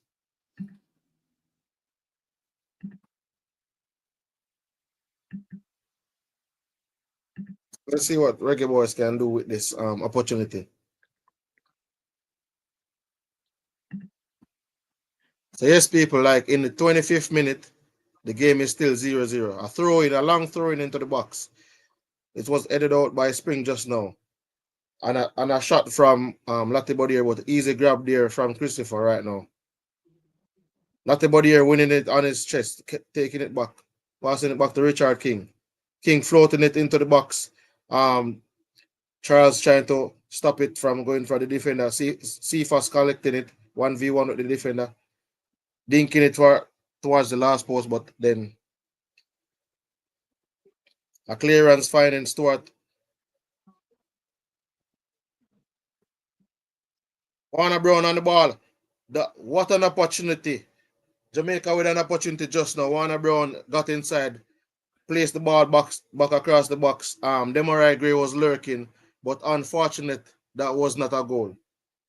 But Brown with a little bit of skill right there, a little bit of foot movement, getting to the byline, putting the ball back on Demarai Gray, but I think he went in too early for that one. So the ball just found him. The ball hit off Demarai Gray and out for a back kick. So St. Vincent and the Grenadines with the ball now. Johnson on the ball. Johnson floating the ball up. That's Johnson. Trying to go direct to Anderson. That's Anderson, Oxley, Anderson, the goal scorer. So Warner Brown now. What a shot! What a goal! What a goal! Jamaica 1-0. Warner Brown, what a foot move. Collecting that ball, shifting, and placing it in the back of the net. A spectacular goal by Warner Brown. Warner Brown of Arnett Gardens. So the coach got it right, people. That the man who created the opportunity just now for Demarai Gray. What a sumptuous strike. That is his first goal in Jamaican colors. So people, I think Warner Brown is the leading goal scorer. The leading goal scorer evaded the challenge by Charles and rocketed it into the back of the net. Charles, the number 5 for St. Vincent and the Grenadines, a sliding tackle, getting away, Warner Brown getting away, and Warner Brown placing it in the back of the net, holding his hand up and say, "Coach, look at me. I am the man for the job." 1 goal to Jamaica. That is an excellent finish. That is an excellent finish. Yes, confidence. That's what's been missing from the team. Just like what you're alluding to, confidence. That's a lovely finish. Warner Brown. So Warner Brown just created an opportunity. Demarai Gray failed to convert, but Warner Brown found himself in a situation again where the defender slid and Warner Brown evaded his challenge, lifted his head up, and then slammed it in the back of the net. That was a typical Warner Brown goal, similar to when he's in the JPL. So the coach has gotten it right, Crystal, in terms of so far the change, because he brought in Warner Brown in terms of the starting lineup and sat Shamar Nicholson. Warner Brown has grasped this opportunity with both hands. 100%. It's paying dividends. Still early doors, but it's paying dividends. Like you said, the coach has got it right so far, and hopefully So they have knocked the stuffing so far out of the St. Vincent players. They don't look like they are walking around with a bounce anymore. Welcome to Jamrock. Oh God, welcome to Jamrock. So that is a 2-1 on aggregate so far. Yes, gentle people, remember, like up the stream, people. Like up the stream. Definitely love that goal. And header by Spring just now, not too far off just now. I think Spring trying to answer back. I think normally when you score a goal, Crystal, within that first 5 minutes of scoring, or within that first, they say 60 seconds, you are prone to making a mistake and can give up an equalizer. So Jamaica should bear that in mind. That's interesting point that you made there. Ball now for Warner Brown again. Warner Brown. Oh my, Warner Brown, a little bit too confident just now. Got an opportunity again, and he's tried to dink it over the goalkeeper. I think he could have done a little bit more better with it because he wasn't offside. Because what happened is that the defender lost the ball. It came off the defender. So I think he should have just taken it in his stride and taken a better opportunity. That could have been 2 goals for Warner Brown. I think that's what you call a man that's beaming with confidence there, Mr. CC Sports. That's what I think. That's what you expect of him. That was a good pass there from Leon Bailey. Why not? He's on high energy, high confidence, having opened the scoreline, breaking the deadlock. I think the confidence is right where it needs to be from him. Yeah. Think what? Yeah, I don't know, but I think he had a little bit of time and space there, Crystal, because I think you notice when the ball came off the defender, it could no longer be called an offside. So that was a 1v1 opportunity with him and the keeper. So I thought he should have just dribbled a little bit and then force the keeper to make a decision. I tell you what, he's doing better than what we saw Shamar Nicholson did last match, though, isn't he? So I can't be too hard on the young man. Yeah. Completely No, but honest. I just thinking, when they're down, kick them when they're down. Yeah, I think he's interesting to see Leicester City jerseys there in the stands. Probably either you're West Brown fan or you are a Bobby Reed fan. Bobby Reed with the assist for the opening goal. Yes, so look at the band, guys. Reggae Boys and Girls Supporters Club, courtesy of Reggae Boys and Girls Supporters Club. Love that. The gaffer looks a bit like Michael Jordan. So Tristan Marshall with a miscontrol right there. And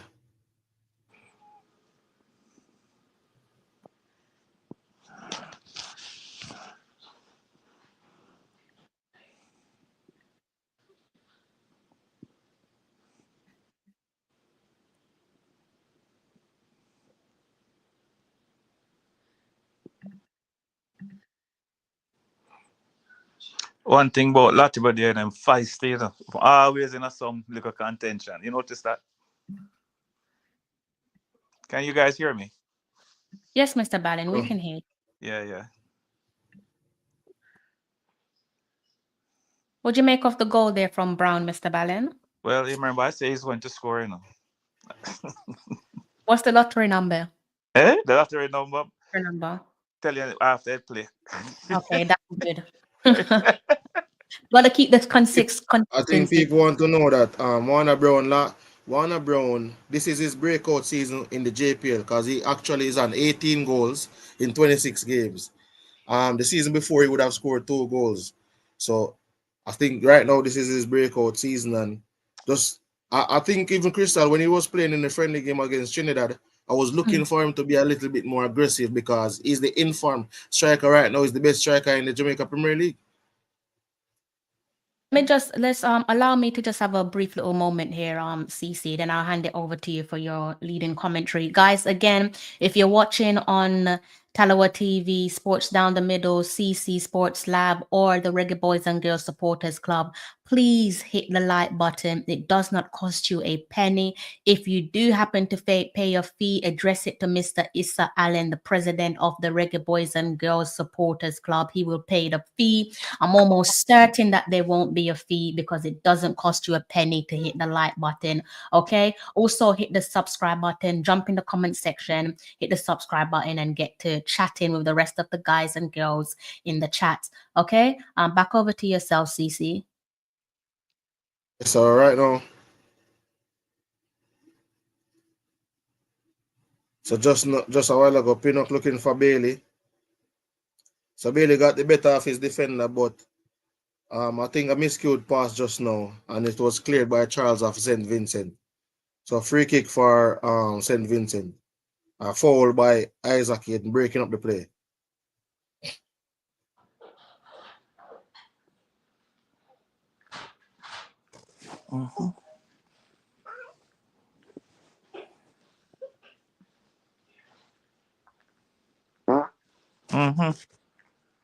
Tiffany tapping.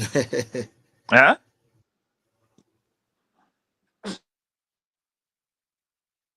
Yes, the game's still young, Tiffany, but I know you're rooting for your country.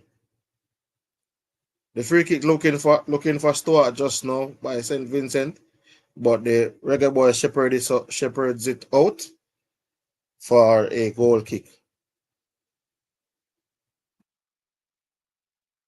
So far, Jamaica is keeping the number 9, Cornelius Stuart, quiet. I think he has 25 goals for St. Vincent and the Grenadines.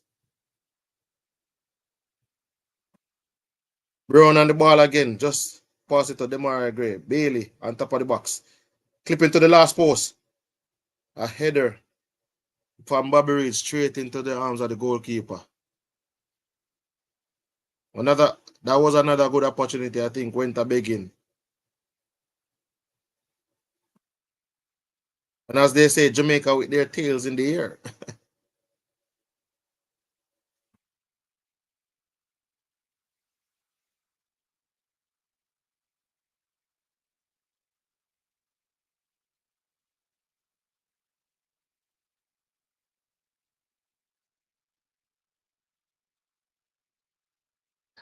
Sorry about that, Crystal. I have the little one beside me. That's okay, Mr. Ballin. You don't have to apologize. That's fine.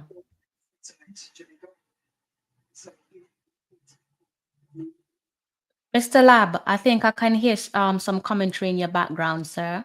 Very faintly. Yes, sir. Very, very faintly, I think. I don't know. I heard something just now, but I'm assuming it's something in the background. I can't hear it no more, though.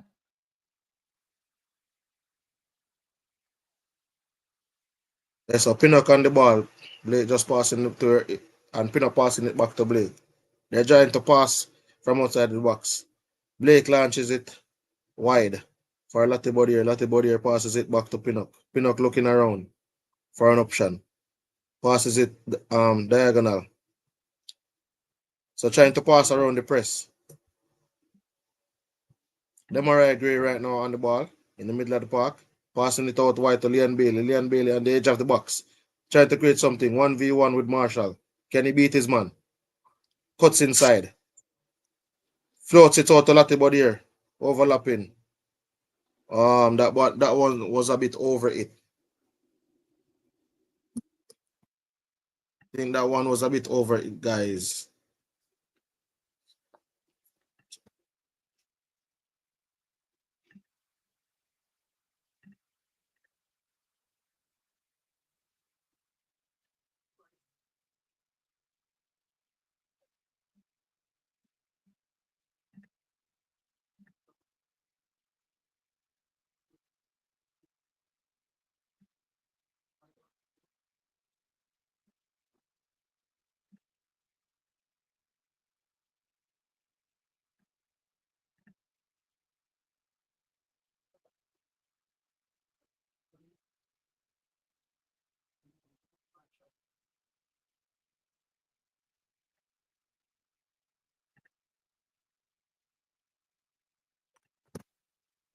Hey, I'm back. I'm back. I'm back. I'm back. I'm back. All right. So I must apologize for that. Business people calling me asking what's happening, what's happening. Everybody's watching the game. So I do a little thing on the side, and so they were calling me and after try to sort out some issue. But I'm back. Jamaica is up 1-0, which is good news. We're in the 37th minute of the game. CC, you were doing good a while ago, and everybody was enjoying it. I was enjoying it. Said the player putting up his hand and said, "Coach, I'm here, ready to take somebody position." So let's see how we finish out the game. So good move by the keeper. Haven't seen nothing tremendous by Cephas. Warner Brown make his calling sure. Cephas need to make his calling sure. Justify his calling in the starting 11. But the Jamaica team really looking good, stamping their authority. Just need a couple more goals. And so we can make a nice 1-2 with Demarai Gray. Demarai Gray shot. It was blocked by the keeper. St. Vincent trying to recover.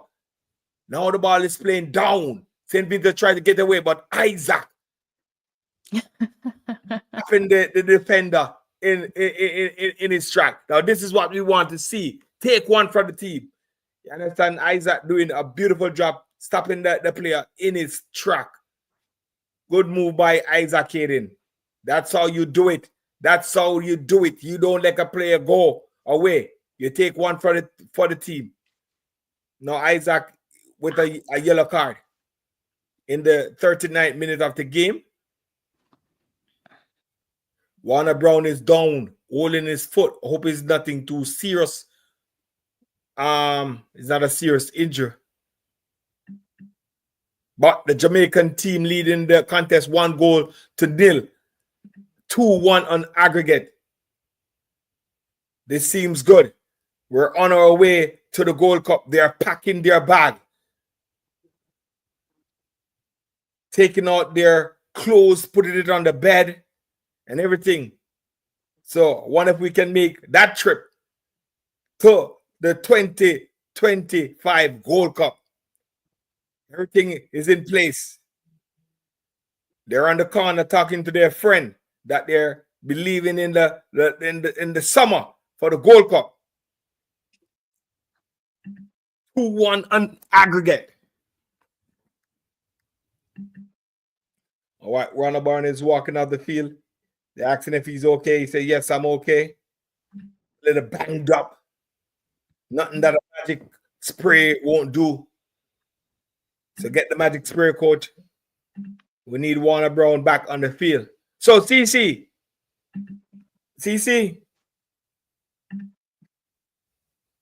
Are you hearing me, CC? Yes, I'm hearing you. This warrant Warner Brown ticket for our next call up. Do you think this is playing warrant him a next call up? So based on this game so far, I wouldn't see where once he still continues his form in the domestic league and continues to play good in this game. I think he is showing himself to get a next call up for the upcoming World Cup qualification. Okay, beautiful, lovely. All right. So we're back. We're in the 41st minute. A couple more minutes, 4 more minutes before the 45th minute. I don't know how much extra time will be added. Ball is with Lati. Lati, play the ball long, searching ball for Warner Brown. Warner Brown has to chase. And now the ball is out for a throw. Make her earn a throw. Now the St. Vincent say this is not really easy. As CC say, welcome to Jamrock. Now the ball is with Bailey. Turn. Play the ball. Beautiful to Isaac. Isaac trying to find Warner Brown. Get it back. Now he played to Cephas. Cephas try a cheeky pass, but it didn't work. Trying to find Dexter moving down the flank, but that cheeky pass didn't work at all.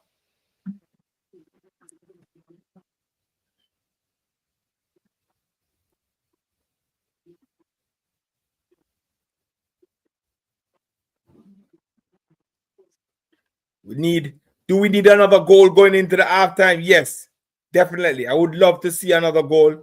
Now a St. Vincent player is down again, and he's calling for the stretcher.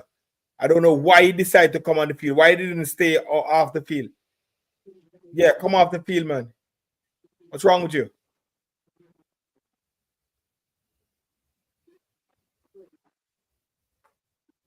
I wonder if this is that old trick trying to break the rhythm of the Jamaican player by slowing down the game, you know.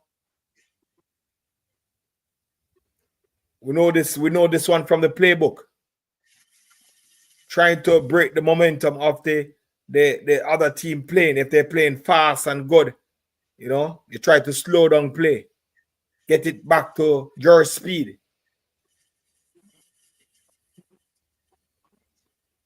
All right, and he's up taking the throw.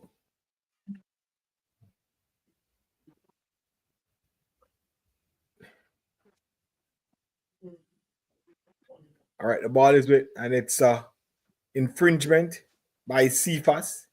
Cephas is questioning the ref. That's not really an infringement, sir. I was trying to get the ball from him.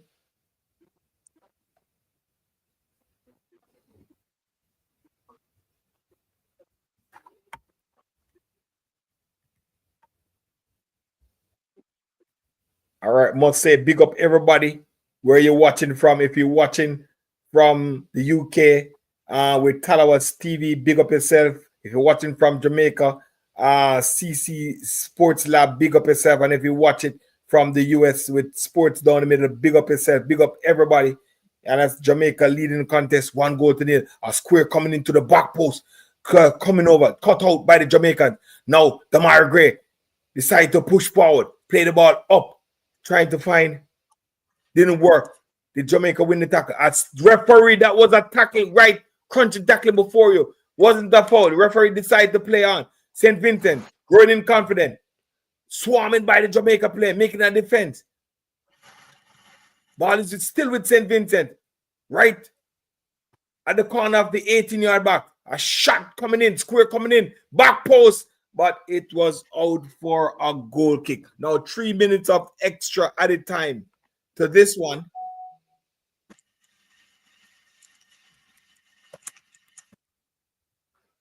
Dave Gale wondering where you can watch it. You can stay with us and watch it right here. Or if you're in the US, you can try Fox Sports 2. CC give you right there.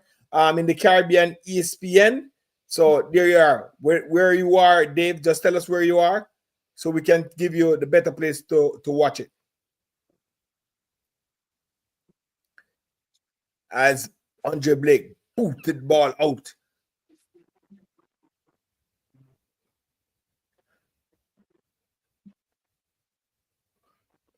So, Casserole Coffee, we're not selfish, my boss. I understand your team is losing right now, but I think they can still put up a good fight. Like in terms of you saying it's selfish, I mean, I know you have to just look. But right now, Jamaica with a good play, good pass. Leon Bailey trying to move.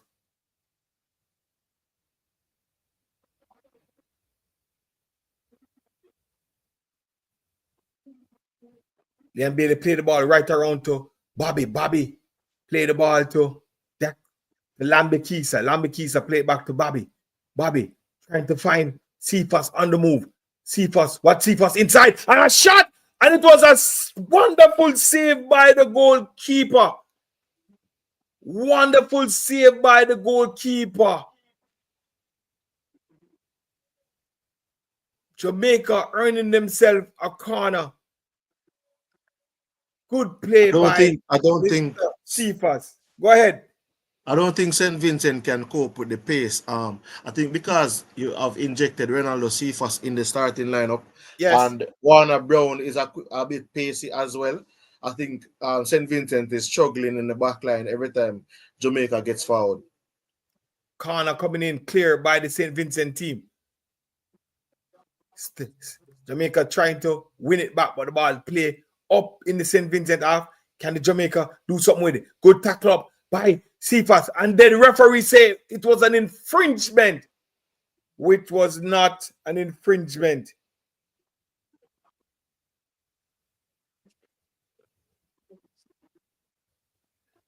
I guess the crowd wanted to see more goal. That's not an infringement.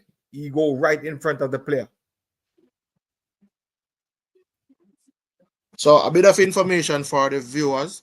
Remember, people, just remember to hit that like button. We have 167 persons on the Reggae Boyz and Girls Supporters Club watching, and we only have 26 likes. What are you doing, people? Like, hit that like button so more people can generate and we get more things. But I'm just going to give you an update. In Warner Brown, with his goal, has become the 7th reggae boy born in the 2000s to score for Jamaica.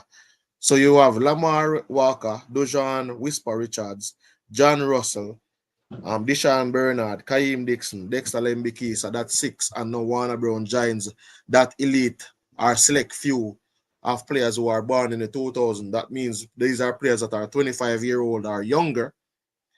So what that means to me and what that can mean to you guys is that those are players for the future, because I think a lot of these players are young players and are in and around the Reggae Boyz team. Lamar, Whisper Richards, John Russell, Deshaun Bernard, Kaim Dixon, Dexter Lambekisa are all players that would have played previously, and they would have played, I think, within the last 2 years, they would have been some form a part of the setup. So far, that's a good thing for Warner Brown. He joins that select group, and I look forward to see a lot of other players join them.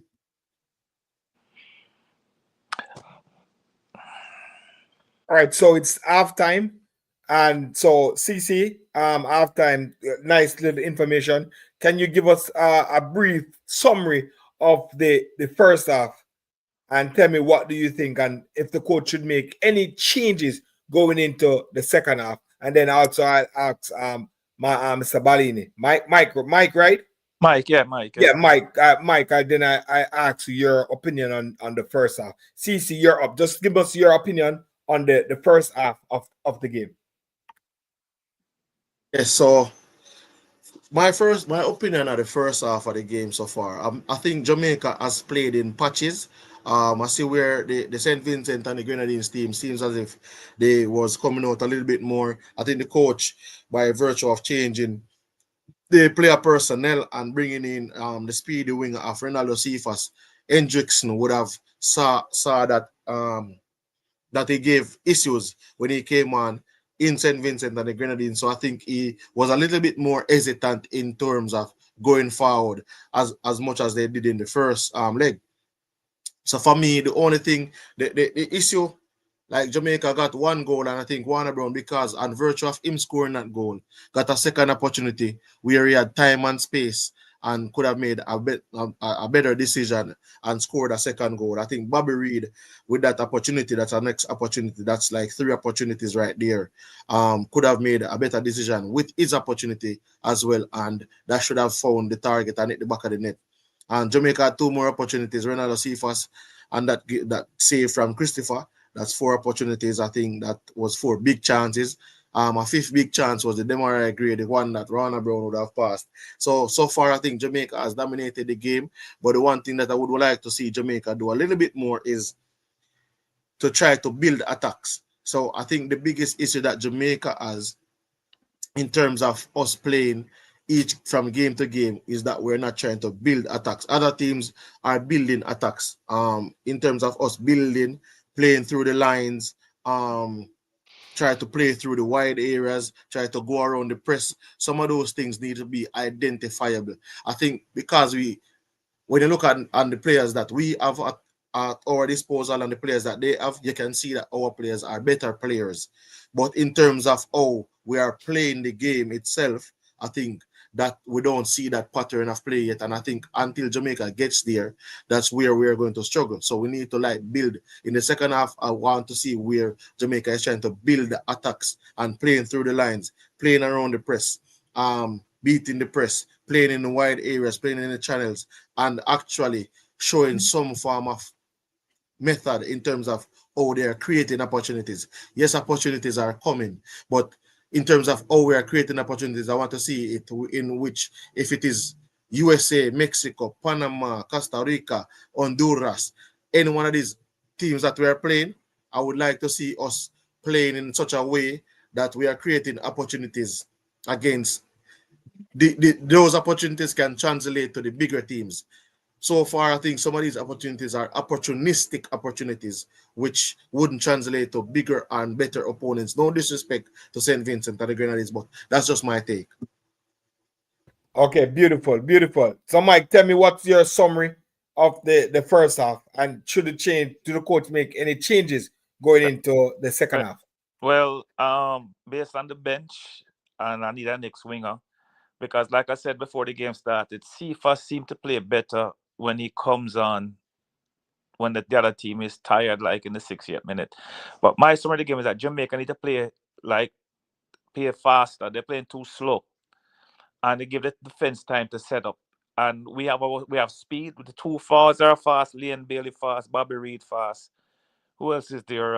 Yeah, I mean we have speedy players, but we're not using our speed to don't allow them to set up, and that's where the problem is. And we're not building the ball through the midfield too much. The ball is need to go through the midfield and move the ball around and try to keep the ball a little bit more than they're doing now, and then we'll be okay. I mean, we gave up maybe 1 chance, maybe 2, but like CC said, we missed 5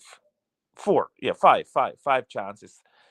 And we have to start putting those chances because chances win games. And if we're not scoring, we're going to end up, losing 1-0 or 2-1 or something like that.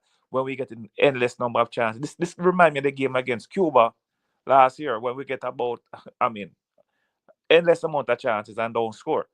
At least we have 1 in net, and I'm happy for the young man. I said he was going to score before the game started, and he did score. So, good going, Warner Brown. Okay, good. Oh, Crystal, I don't know if you were taking notes. Did I say Warner Brown is gonna score? You know what? I do not want to lie. I cannot remember. I I I really said didn't Warner remember Brown neither. first I score. don't want to really lie for myself. But I've got Yeah, I what don't really I want to seem to give and I said Warner Brown, Leon Bailey, and Pinnock. I did say Isaac supposed to score, and I did say Yes. Leon supposed to score. No, I didn't Yes. say Warner Brown. I said Damaya Gray and Leon, along with Isaac and did I say Pinnock? No, I didn't say I Pinnock. said Pinnock. I said You Pinnock. said So I did. Maybe I did say Warner Brown. No, you did not say Warner Brown. I said I don't Warner know. Brown. I don't know. I don't want to lie. But anyway, I don't know. Yeah. All right, Crystal. So you were doing a little commentary in the first part of it. So give me a brief summary of what you think. Summarize the Jamaican team and if the Jamaican team should make a change in the second half. I think backing up what was vaguely discussed in the first 45 in relation to the commentary and the inevitable substitutions that the gaffer Steve McLaren made is currently paying dividends, and long may it continue in relation to Warner Brown coming into the game and take, as you could do, some might call it grabbing the game by the scruff of the neck or standing up to hold himself accountable. And I think those are a few of the fundamental basics which we have been guilty of not displaying when it comes to our senior men's national football team. He's doing the basics and he's doing it well. He's looking hungry. He's looking like he wants to thrive. He wants to prove a point. He's been given an opportunity, and it is potentially a rare opportunity because obviously we're not inside Steve McLaren's head. We don't know what he's thinking. So let's say this is a rare opportunity. If it is a rare opportunity, then he has given the likes of Shamar Nicholson something to ponder over, something to think about, because the next time that they've been given a chance to prove themselves, because from here on out, it is a chance to prove yourself.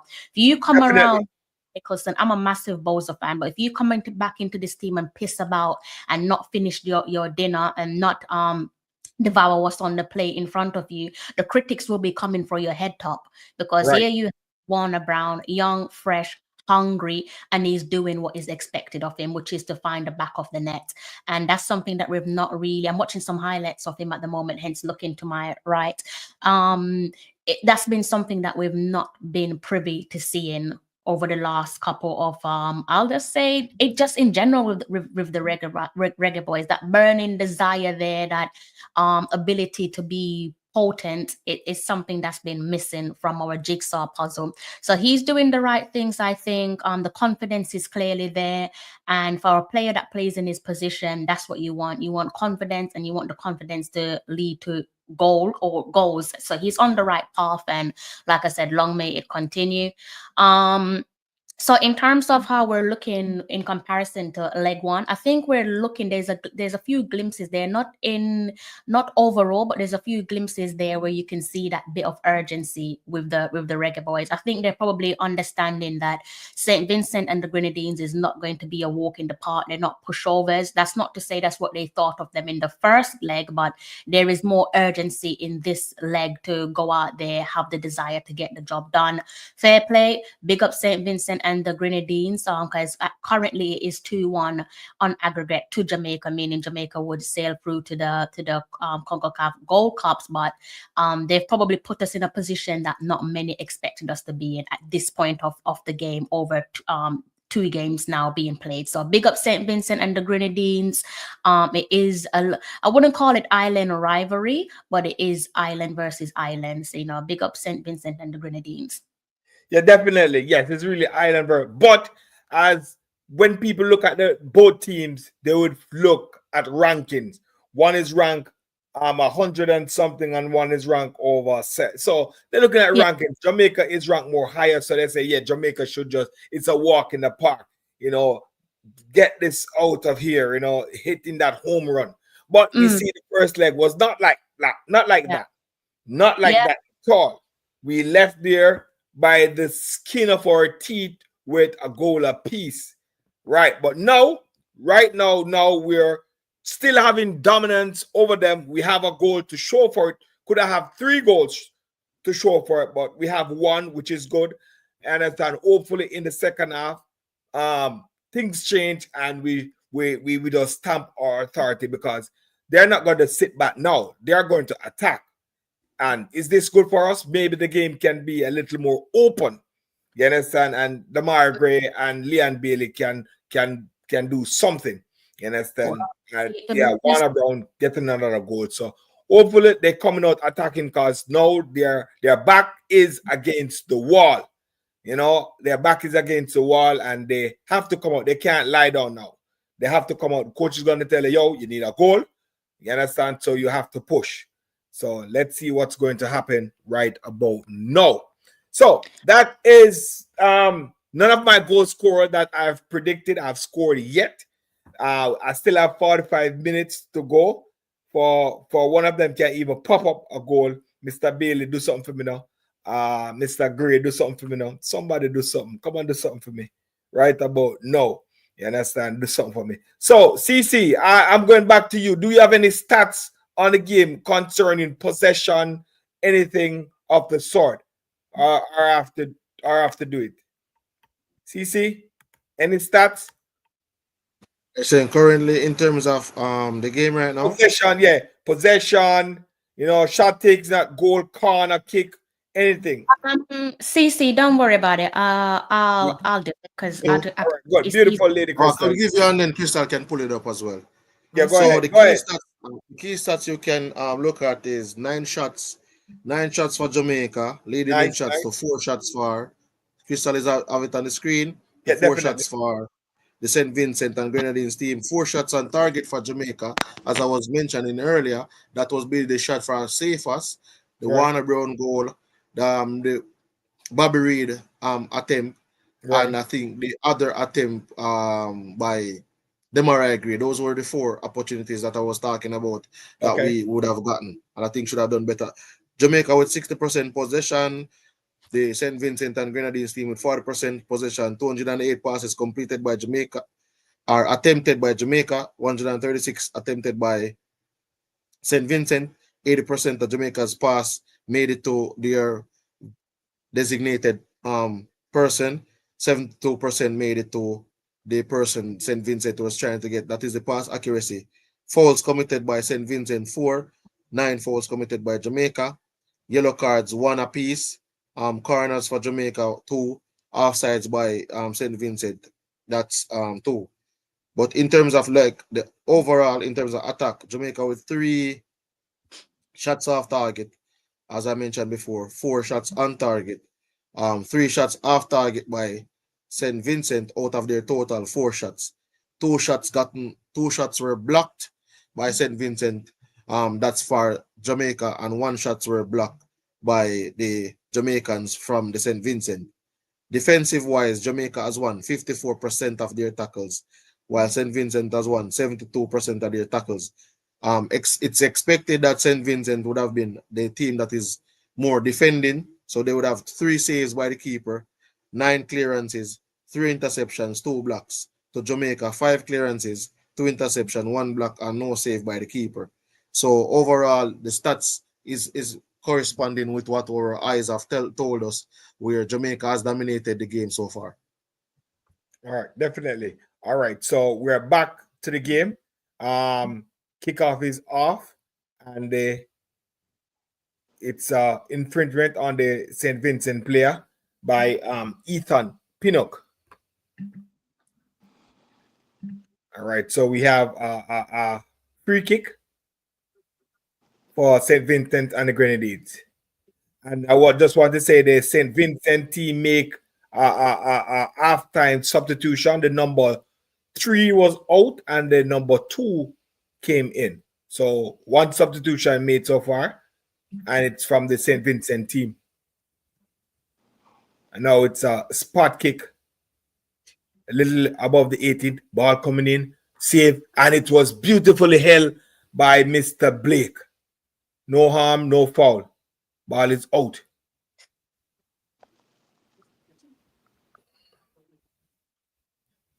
And a player is down. Which player is down?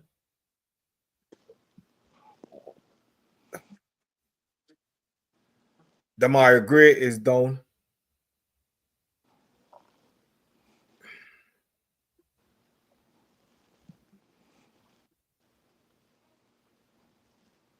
All right. He's up and he's walking. We see the assistant coach is really coaching right now. Assistant coach is doing some coaching on the field. Oh, Crystal, remember the other night we were wondering who was doing the coaching and stuff like that. It was really the assistant coach really doing some coaching in the first game.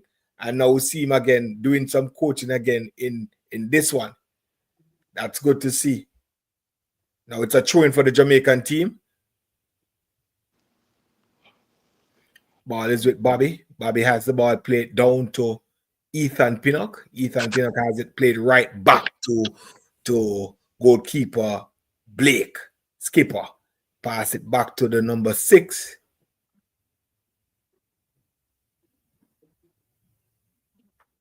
Now it's in the Jamaica defense. Latia has it.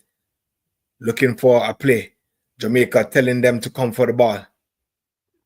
Ball is played to Richard King. Richard King played to Dexter.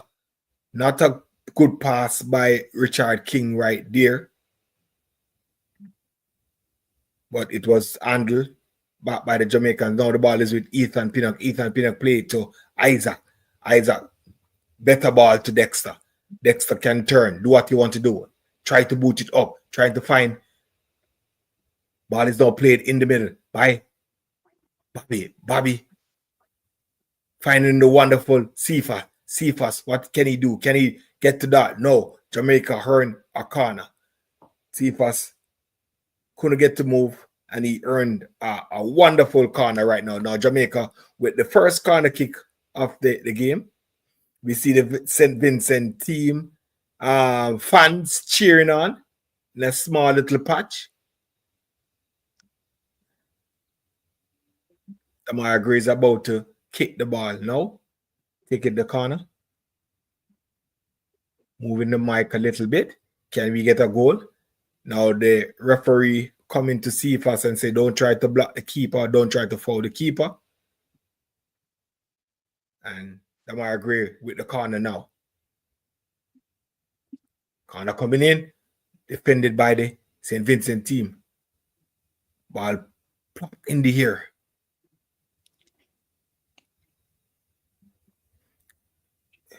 Now the ball is with the Jamaican team.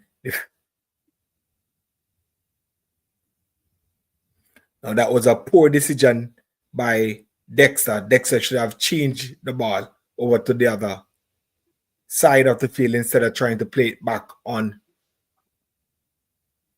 Damar Gray.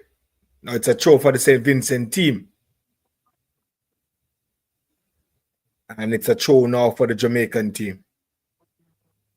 Game still not been settled in this second half. Not been settled at all.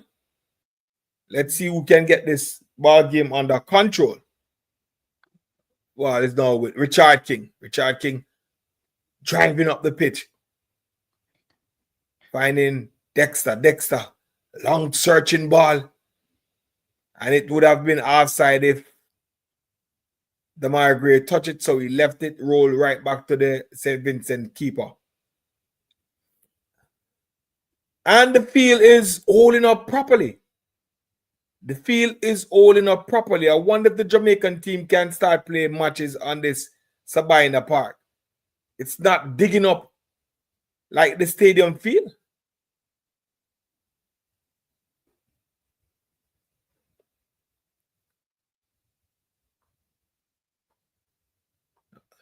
Now the Jamaican trying to play the ball out. Bad ball by Ethan Pinnock right there. What can they? St. Vincent trying to turn, but it's broken up. Can we make? And it's a go forward. Warner Brown trying to get away, and he's brought down. Referee said play on.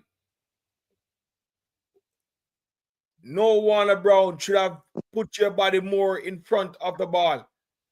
But it was a wonderful true ball by Damar Gray to Warner Brown. Didn't make use of it. That even a shot was off. But now it's with the St. Vincent team. Ball playing. This can be trouble. Tackle up by Richard King. Good tackle by Richard King. Ball long.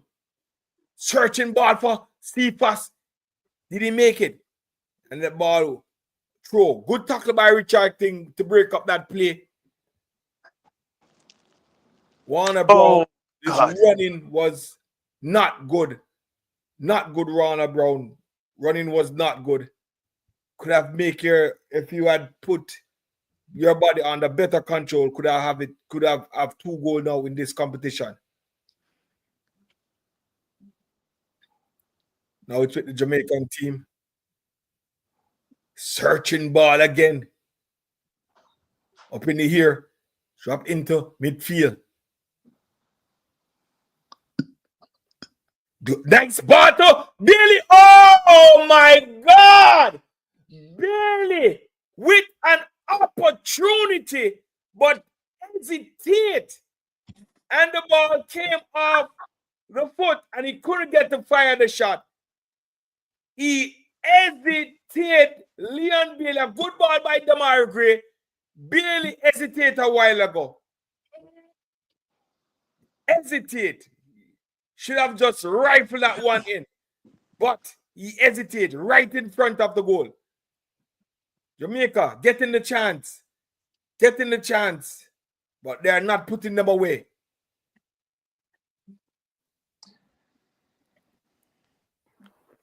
The ball is now with the St. Vincent team. Making to defend. Jamaica press. Winning the ball.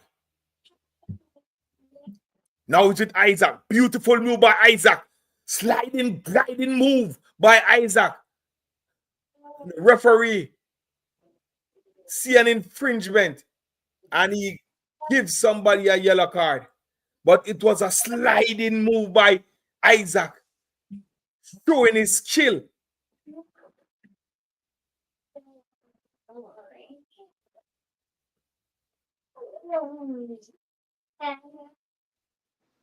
T-God, on the Savannah Park pitch, this field was laid in 2007 for the Cricket World Cup. It's a sand-based field, so it's a good field. It is, right. It is holding up. The grass is not coming up, and so we need to just take away this split. We need to take away this field from the cricketers and turn it into a football stadium. Sir Tiga, we cannot take away their cricket ground, Sir Tiga. It's holding up good. Sounded like a play more matches on it. Tiga. Now it's a free kick for the Jamaican team. Can they make the St. Vincent team pay?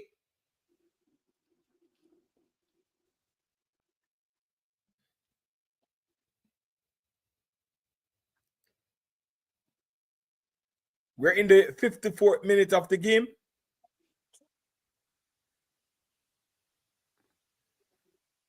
Free kick. An interested spot. It's not an interested spot. What can they do? Can they strike it from here? Or look, a plane from here? We see Bobby over it. We see Damari Gray look into it again. This will be an interested free kick because it's a little bit far out.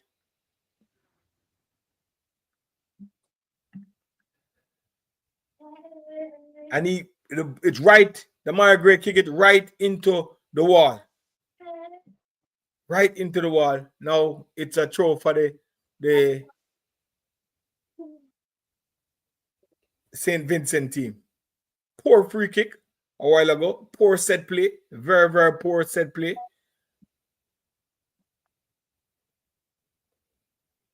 All right. Well, a good win by the Jamaican team. Can he set up a play? Leon Bailey has it. What Leon Bailey can he do? Cut back. Leon Bailey, cut back. Trying to find something. Trying to find a different shot. Oh, and now it's with Cephas. San Cephas make a pass. He has 2 men over on his side. Jamaica keeping possession of the ball. That was a poor corner or poor pass inside. Should have made more passes before coming in. But it's a throw to the Jamaican team. Throw is thrown right back to Blake back finding Ethan Pinnock. The stalwart in defense. Isaac coming back for the ball. Making this CDM position his.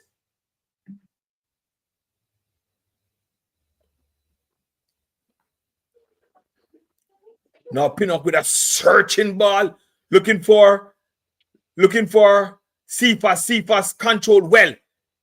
Still have 2 men on him, but coming inside and he cut the ball and everybody was on the ground, including himself.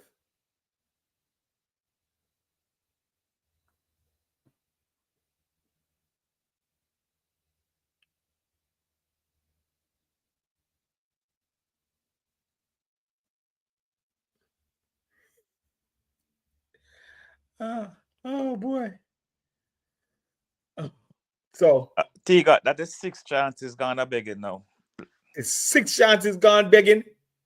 All right, so get your stream is No. I'm talking about the Liam Bailey miss a while ago. the Liam Bailey miss. Okay, Yeah. okay. Yeah. 6 chances gone a begging. Okay, I hear what you're saying. Now there's a St. Vincent player on the field. Wonder if there is a strategy trying to waste time, having more time on the clock so they can get a chance to come back in. Would it be a bad one? They are losing, so they need as much time as possible.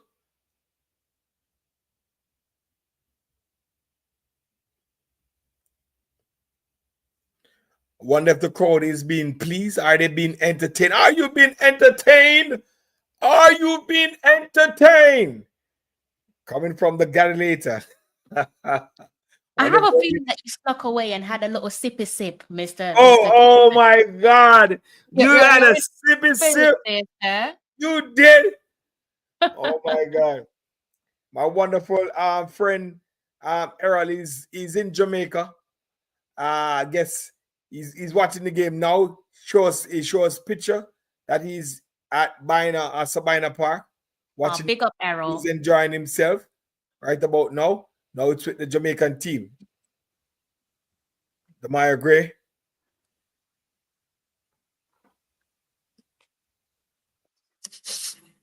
Jamaica living dangerously. Ball is playing too close to the players, but they have it under fully control now.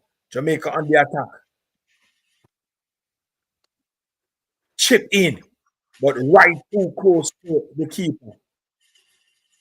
This keeper is too tall. They can't having those ball chip into the keeper like that. Warner Brown having a good game so far, having the only goal of the game.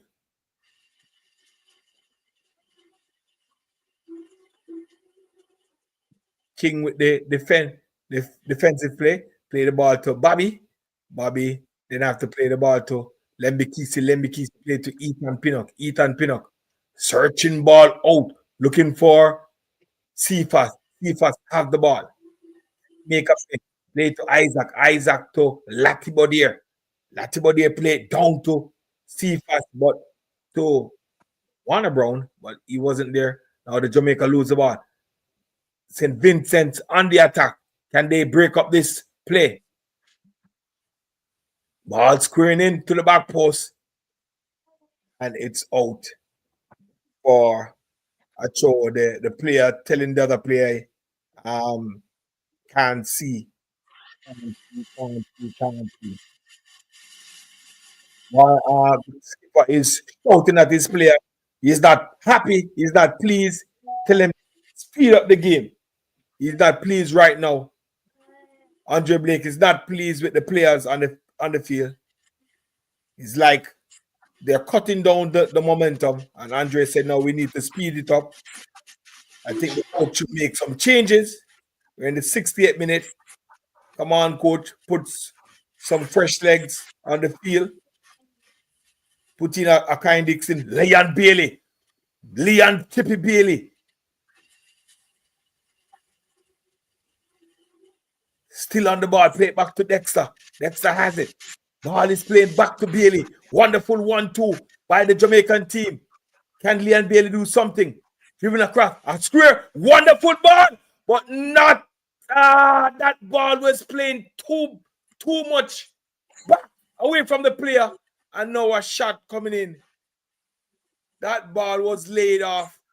Not in a proper position, but we see the intention of the Reggae Boyz, what they were trying to do, trying to create something a while ago. If they continue, then they will get to perfection. they say practice will become perfect. Now it's an infringement and it's a ball for the Jamaican team.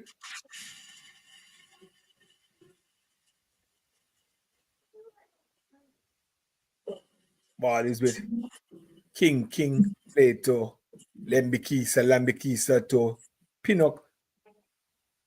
Searching ball again. And it's a throw.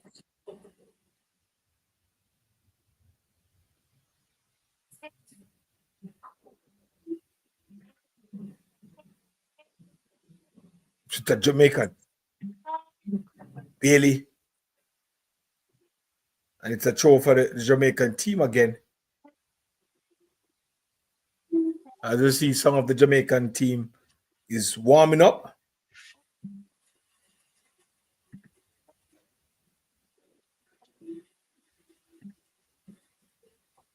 Now Ethan Pinnock coming to take a long throw in the box.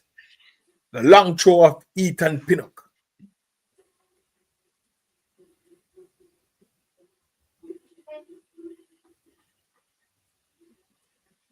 Not really long this time. Short to Bailey. Now Ethan Pinnock. Proper square. That's how you do it. That's how you do it. Oh my word. Lovely chance by Bobby. That's how you square a ball away from the keeper and everybody to the back post. Good square by Ethan Pinnock. That's how you do it. Proper square. Now it's a corner kick for the Jamaican team. Leon Bailey is about to kick this one. Leon Bailey is calling a player.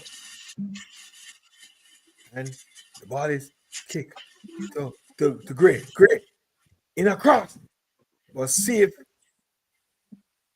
Now it's with Bobby. Bobby. Now the Jamaican. What can they do?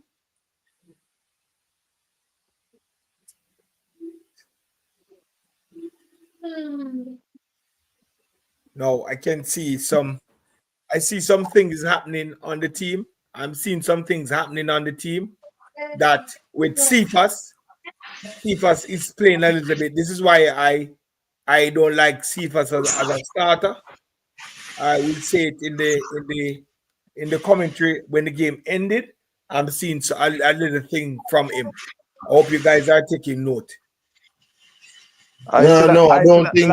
I think Jamaica looks more dangerous when Cephas starts on the field, because you don't want. It look dangerous. Yeah, but I'm just seeing something now. Yes, that he's like he's been a bit frustrated and not passing the simple ball and being selfish and taking shots. You have to square the ball more. You see that now. You see that he's I see that long time. Okay. Yeah, this is the problem. But this is the problem I have with him. That's not why because, it's better not coming because off if the the bench. ball is not going your way, you have to just try to take it up on yourself. It's a team sport. Somebody probably just need to talk to him, but I don't think you need to This put is the him second time he had a lot of players around him, yet still he was trying to force go down the side, and when he couldn't force go down the side, he just kicked the ball instead of looking for a play.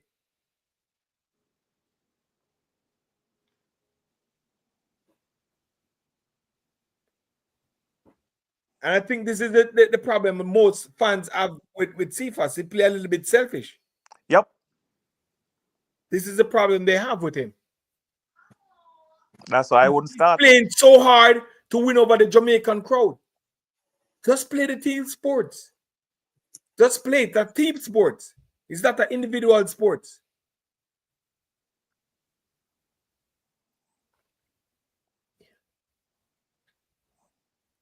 Now it's with the Jamaican team. Lati has it. And we see, now we can make the comparison. Lati is having a good game with the wing back and with the mid. Isaac is really playing good in the center mid. What you have to say about that? Yeah, that is true. Isaac is really playing, covering, attacking, breaking up players. Isaac is really playing the role. Lati is really Oh, wonderful move by Ethan Pinnock. Wonderful move, Ethan. Driving it down. Hope can he get a pass? Wow. Ethan Pinnock showing off his skill. Right there. Bobby. Right now, the that's Jamaican team coming forward. Leon Bailey has it.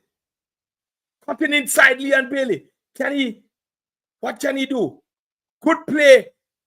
Oh, but the Jamaican team. I would take off Cephas right now because Cephas a play for himself. Now it's with the Jamaican. Damari Gray has it. Try a true pass. Oh, it was top. Jamaica still has it and was thrown to the ground by the player, and it's an infringement. St. Vincent about to make another change. This is they're making a double substitution right now. Number 15 is off and number 17 off. Joseph is off and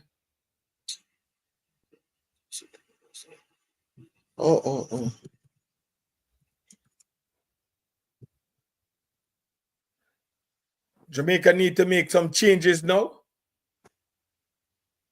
Come on, Jamaica. We're in the 70th minute. The number 9 for St. Vincent is coming off.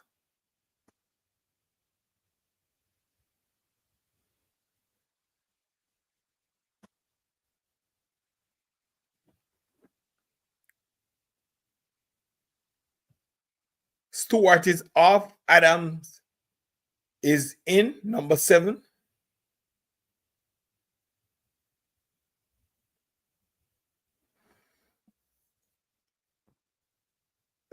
The spot kick is going to take now. Need to put on the youngster. I wouldn't mind seeing the youngster coming on now. Change up. I think this is where Cece, can you take over for me, please? Yeah, I think this is where Steve McLaren falls down a bit in terms of substitutes wise.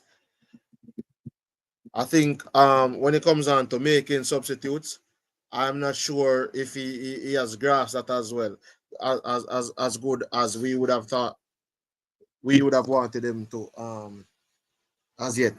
Because right now Isaac Aiden is on the ground, people. The medical staff is out on the pitch. Bobby Reed taking up a water from out of the bottle, here out of the igloo. But the medical staff is on the field right now. So I think more likely Anglin is going to come on for Isaac Aiden because he looks like. So Isaac Aiden is down right now. All right.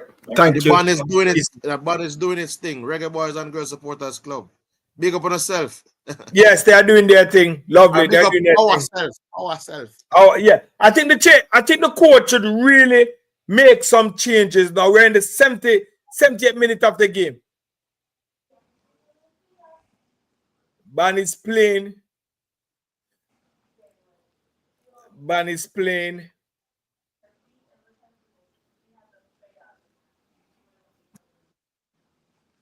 Isaac is up. Is he coming off?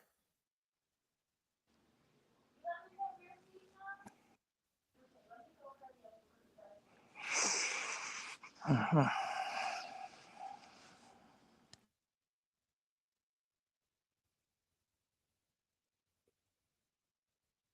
right. Jamaica is down to 10 players at the moment. Good squaring by the St. Vincent's, but goalkeeper Blake is there to save the day.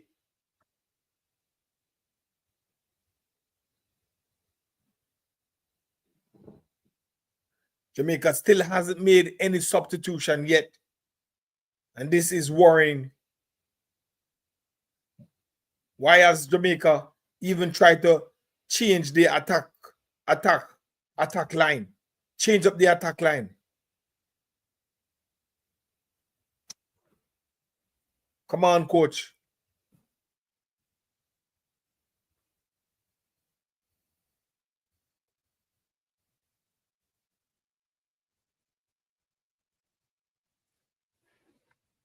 Steve McLaren is quite stubborn in his approach when it comes on to adjusting and making changes. Yeah, I don't know. Especially Everybody's as the game playing goes along. the Reggae Boys. What? The bench is not good enough?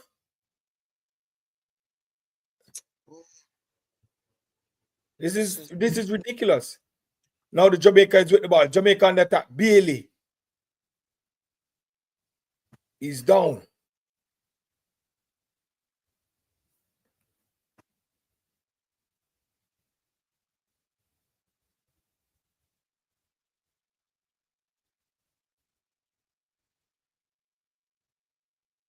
They need to bring on the young youth now. Yeah, need to make some change in the 78th minute. Well, Need to make some change now, man. Change the attack force.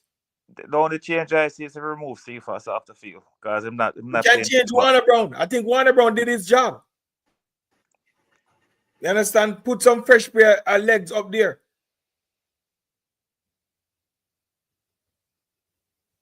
Put some fresh pair. Change Warner Brown and Cephas. Put on Shamal and the kid.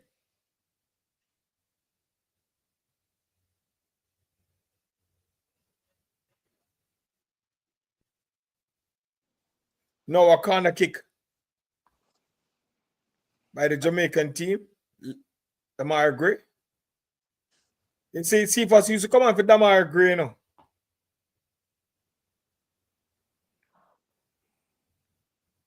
Who are you going to put on if you take out Damar Gray? Who are you going to put on for him?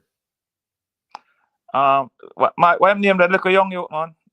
No, the look young. Oh, look young, you forgot up front.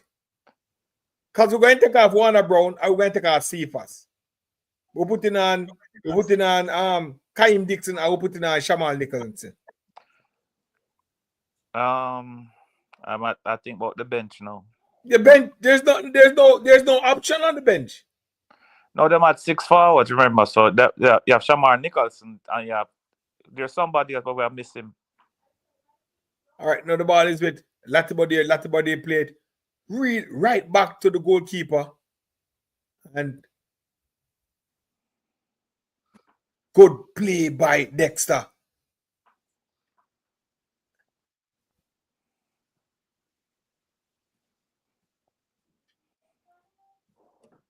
Still in the 74th minute, no change. Jamaica leading the contest. 1 goal to nil. 1 goal can change everything right about now. Jamaica need to have a cushion goal. We need that cushion goal right about now. We need a cushion.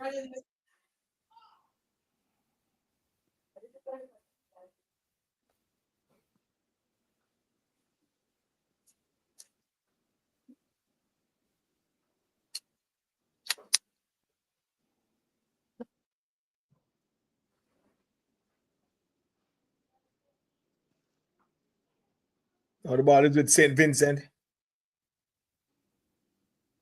Now the ball is out for a throw.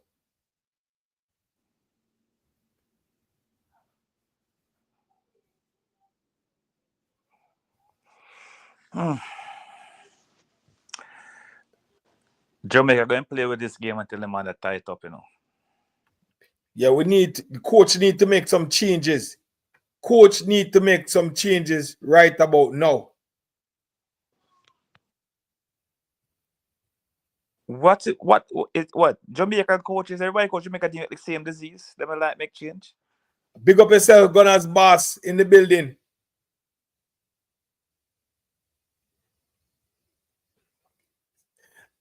Certainly good. Yeah, Gunners boss, you have to call me out, You have to call me out, Gunners boss. You have to call me out. You're a hypocrite, but forgive you still. All right, my boss, but you have to tell me when we being a hypocrite with. Honestly. Yeah, Gunners boss, you have to tell me when we being a hypocrite with. I know I call the thing straight on the middle, now.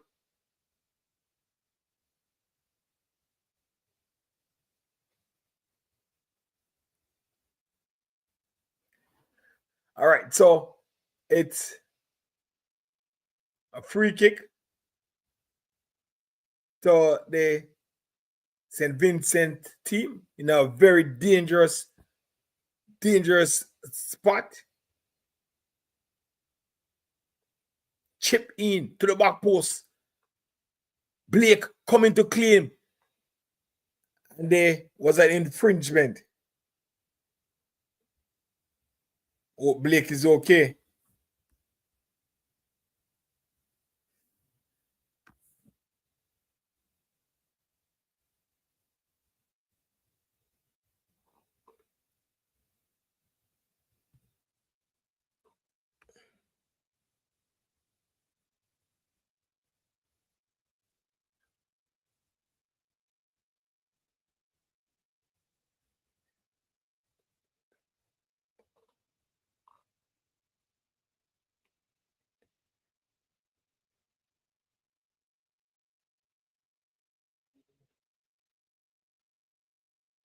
Grenadines, you lost me.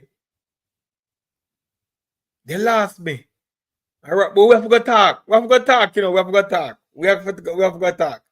Yeah, man, we have to go talk, my brother. We have to go talk. You lost me, my brother. My brother, you lost me. You lost me. You lost me. We have to go talk. We have to go talk. But thank you for coming on the show. Thank you so much for coming on the show. I know you could have watched it everywhere, but thank you, Gunners Boss. You have a brother. Thank you for coming on and joining us. Big up yourself, Gunners Boss. All right, now it's the Jamaica. We're about to touch the 88th minute, and the Jamaica team have not made a substitution. People, what is the coach waiting on to make a substitution right about now? This is the thing why they call for the coach at times, you know.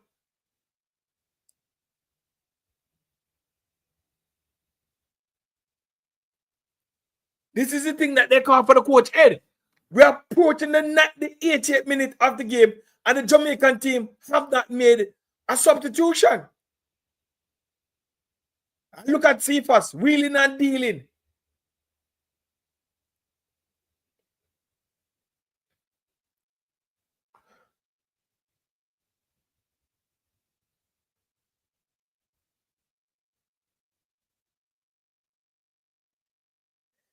No, they said Crystal McQueen, I'm not leaving her out.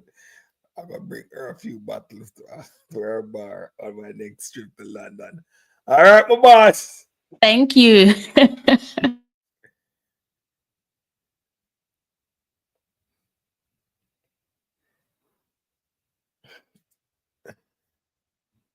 We're approaching the 80th minute. No, the first change. My God. What is this? The coach is taking out Brown and putting on Sule Makala. No, that's angling. The angling come on? Yeah. You sure? Yeah, man. Angling that one. You sure say angling? Could I swear say Makala missing at the back? Number 4, I think. No, 16 Makala here, man. Angling is coming on. Yeah. Angling is coming on. Angling. I remember tell you the first change off of the bench is angling. Okay, it's angling. Okay. So what the coach are trying to know is lock shop, with the 1-0. And bring on a defensive midfielder. Not yet, Gunners Boss. Listen, I'm not sure, but for me, there's just something with the coach. I think the coach has to move away from this situation that is putting the team in, where he's afraid to make substitution. Yeah, crazy. The coach is afraid to make substitution. I know what? You know what, TC? Get a better bench then. Get a better bench. If you're calling the people, and then you call all 11, which is top notch, and then your bench, you can't make a substitution. You need to get a better bench. But I don't know if it is the bench, because I keep seeing him doing this from time to time. And the next thing I think people don't realize is that, remember, we have not played in the World Cup qualification game with this coach as yet, you know. So this is the litmus test, you know, people. Basically, the Nations League and this World Cup, is a litmus test. The little Trinidad game wasn't really any test per se, but this is the litmus test. Right now, Andre Blake, we're just having a little conversation because Andre Blake is down on the pitch receiving some treatment, guys. Coach is speaking to Bobby Reed right now, but I mean, this is kind of the litmus test right now where you have to show us. Oh, I think with the previous coach, we had the same issue in terms of substitutions and the coach not going to his bench early enough. I think the first game, he not gone to his bench early, we ended up the player that I think should have come off cost us a mistake, then lapse in judgment by the defender, and a goal by the St. Vincent team went 1-0 up. So I think you started with an 11, and yes, you might have players that you consider to be fit, but I mean, you have to understand, say, we need a goal. But the game has resumed, guys. The goalkeeper has gotten back on his feet, Andre Blake. Yeah, definitely. Somebody said, where are we? American. We are complaining because we see tired legs out there, and we don't want the team to get back in the game. That's why we are complaining. We need the attack to change up. Yes, we are winning, but we don't want the team to come back.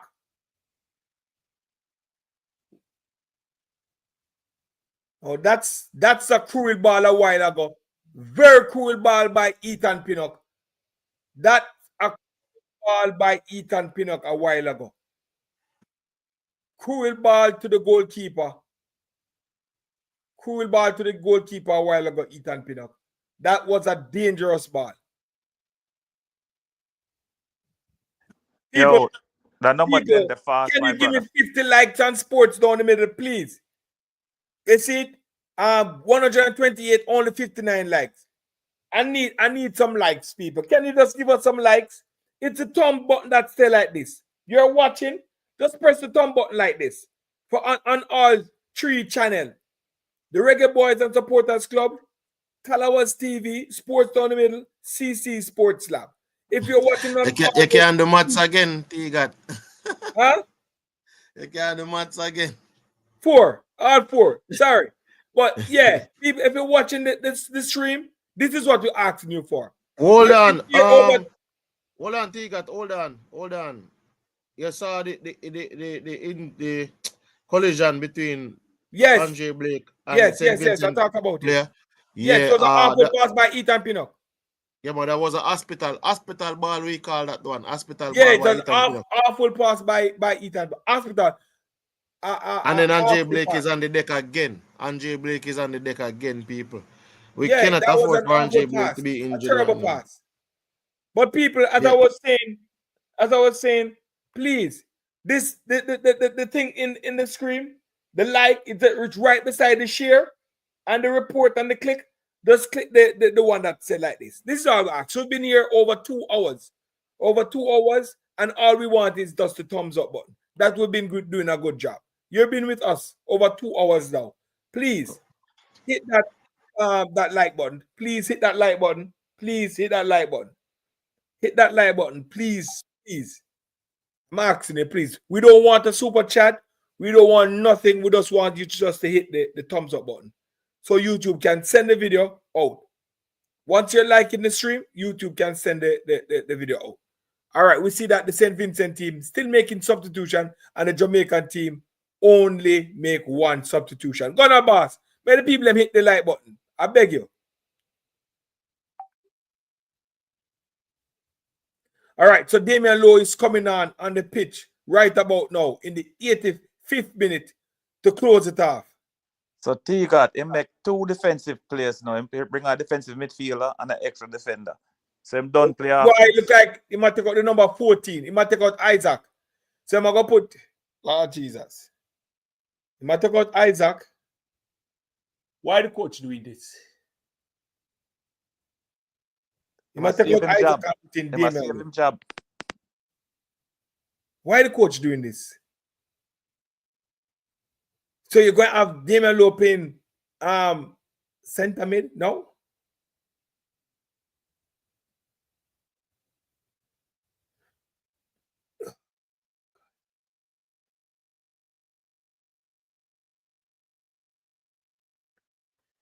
boy.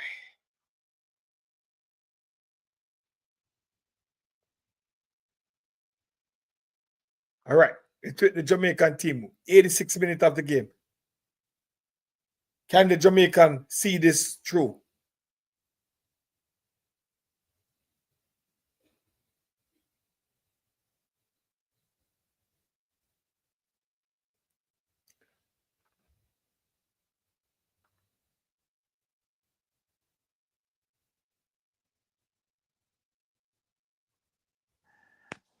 This coach, I get on my left nerve now. It's a throw in for the Jamaican team. 3 minutes to go. In our community said this coach need to go. He's clueless. He's getting more defensive than Al Grimson. Terrible pass.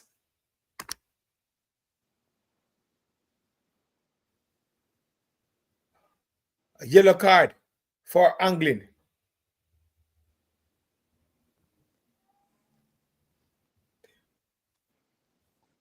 Oh, the one thing I don't know, the coach, at this point in time, what are you calling Dixon for? To sit 2-0. To come and sit on the bench? Hold on. They don't do that. Sorry. I'm ahead of you guys. Sorry. Right. Yeah.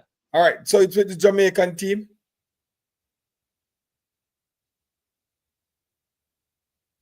Ball is headed out. Jamaica, what can they do now? Cephas with the ball. Can he do something? Lose the ball out. Jamaica, then win it back to Anglin to Leon Bailey. Leon Bailey played over. And it's 2 goals. A own goal by the St. Vincent and the Grenadines team. They have stick themselves in the back. They have handed themselves out of the competition by scoring an own goal. So they have nobody to blame but themselves. Getting an own goal. Jamaica is now up 2-0. Leon Bailey have the ball, play the ball inside, trying to find Cephas, and the player was coming back so hard, he kicked the ball in the back of the net. So Jamaica now, I think they packed the bag, kissing the loved one. They're at the airport now and telling their loved one goodbye. I think, I must say, they're on their way to the Gold Cup. They have the cushion goal that we've been asking for. Cephas has the ball. What Cephas can do, trying to go inside, but he was blocked. 5 minutes of extra time. Can they play out this 5 minutes of extra time?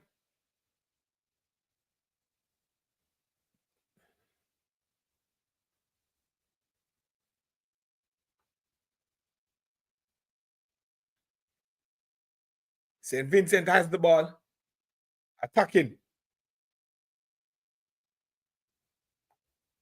And it's a goal kick for the Jamaican team.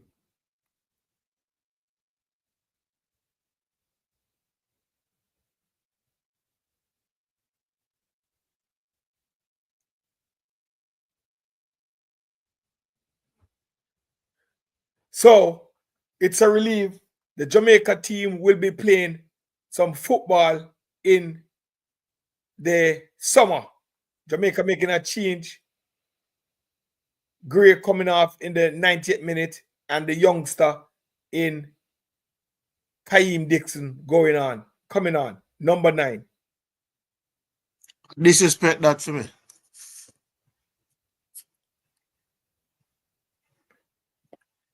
I think the coach wanted to be safe and dry before making any attacking change.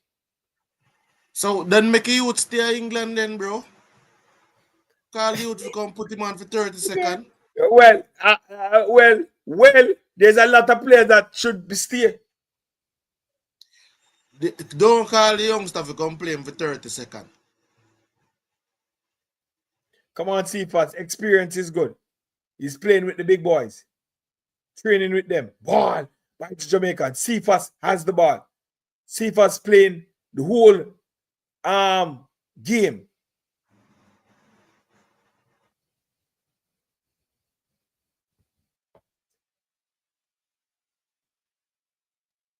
McLaren on his way to a victory. I think this is what? Victory number 2, CC? For McLaren? Yes. I think it's victory number 2. Victory number 2. Yeah, no. Victory number 3. 3? Didn't we beat Honduras 2 times? Okay. No, we draw with them. Yeah, We draw with them in the stadium. We went at their house and beat them, and then we draw with them at the stadium. Let me check it. But I know we beat them. Check it. Them. We beat Nicaragua. Yes, that's what I was just right. about to say. So victory number 3 because we beat Nicaragua, Right. Honduras, and Hey, Judith, what's going on? Indefensive. Yes, he is. 3 minutes out of play going on. Still have 2 more minutes to go. Jamaica has packed their bag.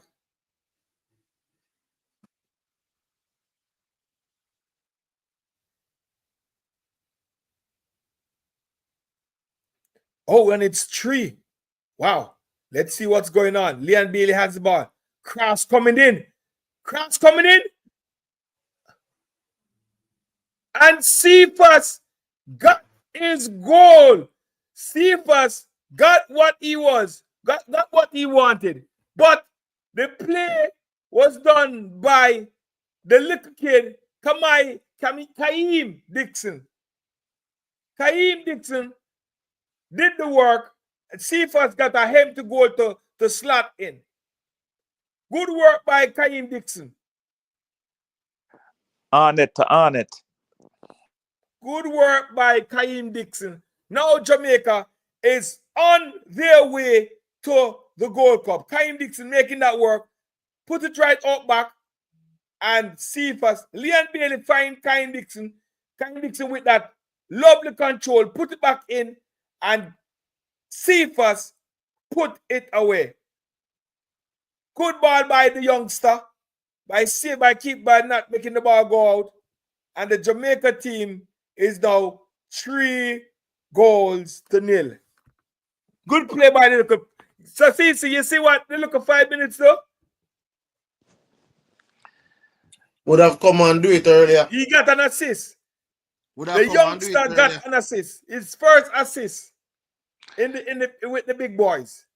So the youngster came on with only 5 minutes to play and got a beautiful assist. And letting the Reggae Boyz winning 3-0, and that's 4-1 on aggregate. Crystal, we have more watch along to do. Jamaica is going to. I love how you just roping me. I love how you're just roping me into these watch alongs, Sir Teague. Yeah, we have more thing to do. Jamaica is going to the Gold Cup. Crystal. Beautiful. The Jamaica team has qualified for the 2025 Gold Cup, which is good. Yeah, Crystal has the last number for you. A 3-1 victory, 4-1 aggregate. When people look at this, they will say, yes, Jamaica really dominate the St. Vincent team. 4-1 on aggregate is really good. 3-0 at home. This is good. Very good performance in the second leg by the Jamaican Reggae Boyz team. Wonderful performance by the Reggae Boyz team. Wonderful performance by the Reggae Boyz team, having a 3-0 victory. The youngster coming on in the 90th minute. Kyle Dixon and provide a wonderful assist, which is really good. Beautiful game, beautiful game. I'm happy. I'm really happy that the Jamaica team has qualified for the 2025 Gold Cup. So I'll be making preparations and plan for this Gold Cup. Hopefully, we can see players coming in with high caliber. Yes, high caliber players coming in for the Gold Cup, and we can get the team set and ready for the June. It's June, right, CC? For our next Gold Cup, World Cup qualification, June, right? Yeah, the World Cup qualification is June, so I can't tell you. Right. So we have a lot of games.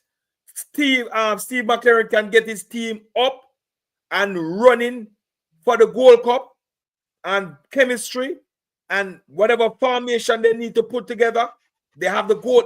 So I can tell you that in the World Cup qualification coming up, so Jamaica's next game is against the British Virgin Islands away on the 7th of June. 7th of June.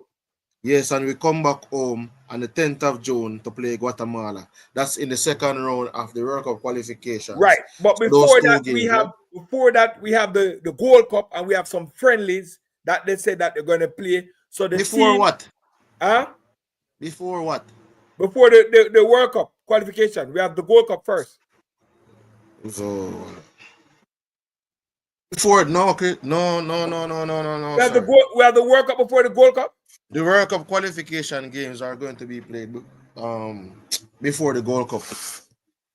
Okay, interesting. I thought the Gold Cup was going to play first. I honestly thought that the Gold Cup was going to play first.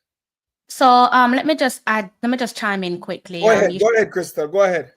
Thank you. You should be able to see the screen in front of you, sir. Yeah.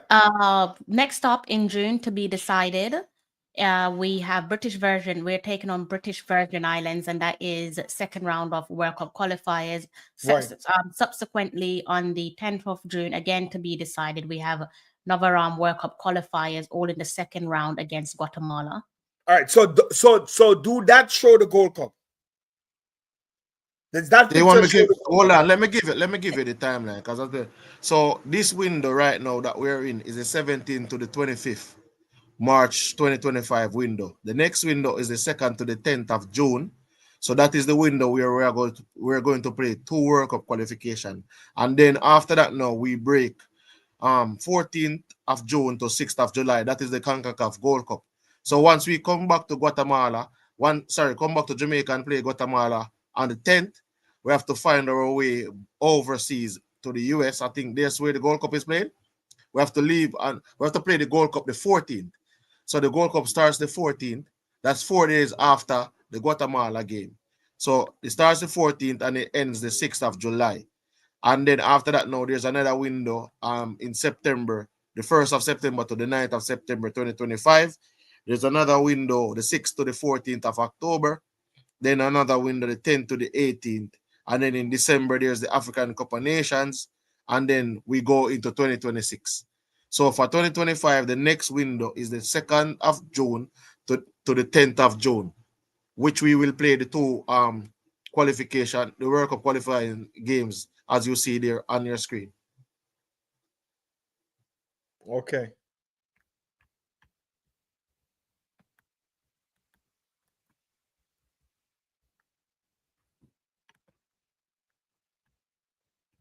So pretty much that's how the FIFA windows are set up. So if there's any other games that Jamaica lined up in and around those times, it would have probably been a friendly, because the windows, if we're playing a game before the 7th, because remember the window is the 2nd to the 10th, and we have the game at the 7th and we have the game on the 10th.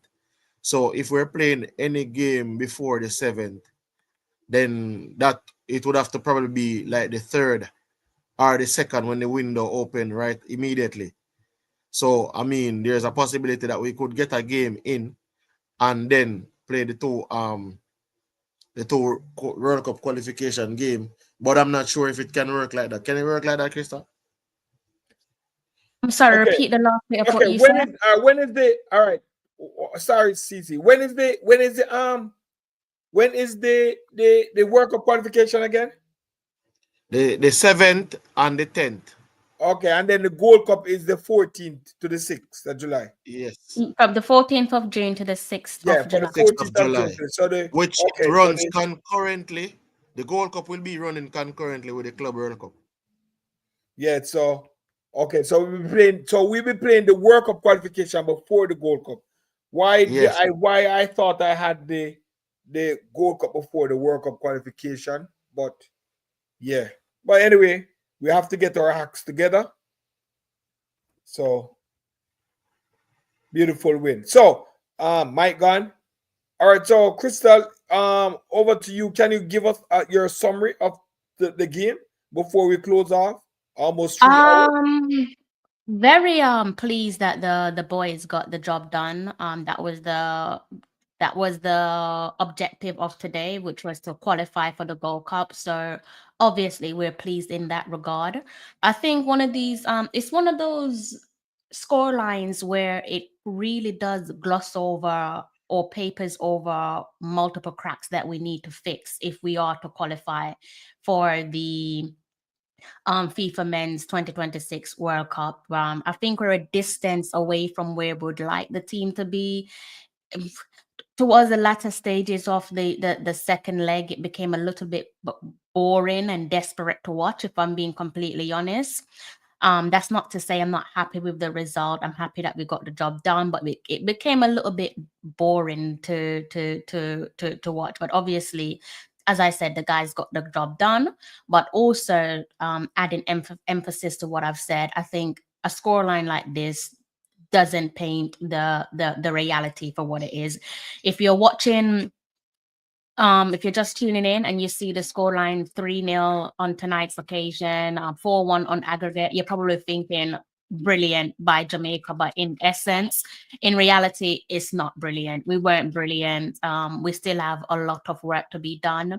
I will say, again, echoing what we've seen tonight in terms of the contributions there, not just from the goal scorers, but also players leading up to the goal scorers. And I think Leon Bailey, I was listening to the commentary there from Sir Tiga, and I believe he said there is a clear chance there for Bailey to find the back of the net. But he was heavily involved in tonight's occasion, especially when you go back and watch the goals. I know we credit in the young. It is very, very late for me. The young Dixon for his contribution to CFAS's goal, but we also have to credit Leon Bailey because he did the hard work, really and truly. He pretty much put it on the plate for Dixon. Subsequently, Dixon found CFAS. So again, I'm not blown away by tonight's result. I'm very pleased for the result, but I'm not going to be singing and dancing about it because I saw a lot of negatives more so than the positives. So for me, the negative outweighs the positive. But well done to the gaffer and to the team as well for qualifying for this year's Gold Cup. That was the objective, and they did what was necessary. Yes, definitely. That was the objective. And they would say ugly win is better than a pretty loss. Hope I get that right. Ugly win is better than a pretty loss. And it was really a ugly win. A ugly win. But yeah, we did it. We did cross the line and cross the line comfortable. You understand? So yeah, we crossed the line comfortable, 3-0. And that's objective to qualify for the Gold Cup. It would be a shame if we didn't qualify for the Gold Cup. But yes, we have more football in store for the Reggae Boyz. You understand? And that is wonderful. Good news, lad. Good game, lad. But the coach need to work on his substitution and having substitution coming in a little bit early. If you want to use the bench, please pick good players and put on your bench. Please put, and then you can that sieve through, waiting to make change in the 88th minute.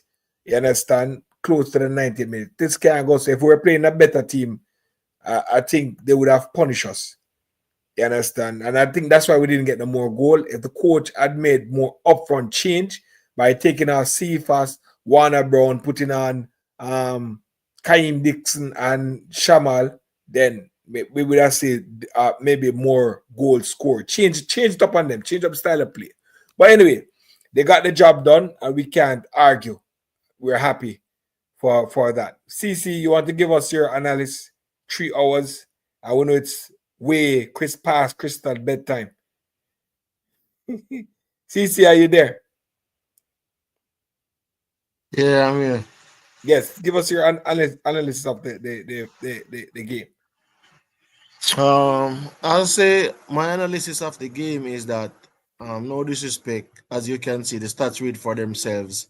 St. Vincent and Grenadines is like not at our level. With the players at our disposal, this should not have been one of those games that we're thinking that we're going in there for a challenge. It's more of a formality. The scoreline flatters to deceive because for a long stretch of the game we led 1-0, but in the added time we scored two fortuitous opportunities and put it away, and the scoreline say 3-0. So some people who don't watch a game will come and say, look there, I tell you Jamaica dominate, but I mean we dominated the game. Exactly, Gunner's boss. That's who attack you with your comment. Put up his comment, yeah. Crystal. We dominated the game. However, I think that we still need to work on, as I said before, building attacks from out of the back of the field. But in terms of from the back, we need to work on passing through the lines. And we need to work on creating opportunities that will translate against bigger opponents. But tonight, I'm not going to knock the boys. They put on, they rescued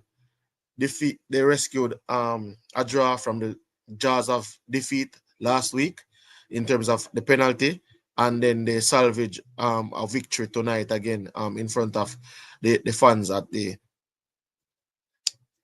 Sir Sabina Park venue. So for me, we can look forward to going to the Gold Cup now, and a lot of people don't want to fret because this is what Jamaica's 15th edition in terms of them competing at the Gold Cup, and it would be an embarrassment and Jamaica had they failed to qualify. There's some other teams that would have qualified as well. I think Trinidad would have qualified as well. But as I said, Jamaica qualifying for another tournament, going to participate in another tournament, much more football to be played. And I think this edition of the Gold Cup, some people don't want to say it, but for me, we should be going to win the Gold Cup. We have went to 2 finals at the Gold Cup already. I know we have the Panamas and all of these teams, but we can't be going in terms of when it comes down to this tournament. We have been there at the final. We have been at multiple semifinals. Right now, the next step is to win the Gold Cup and put people on notice that here Jamaica is looking to qualify for this World Cup, right? And the performance tonight, as I said, you can't read too much into it.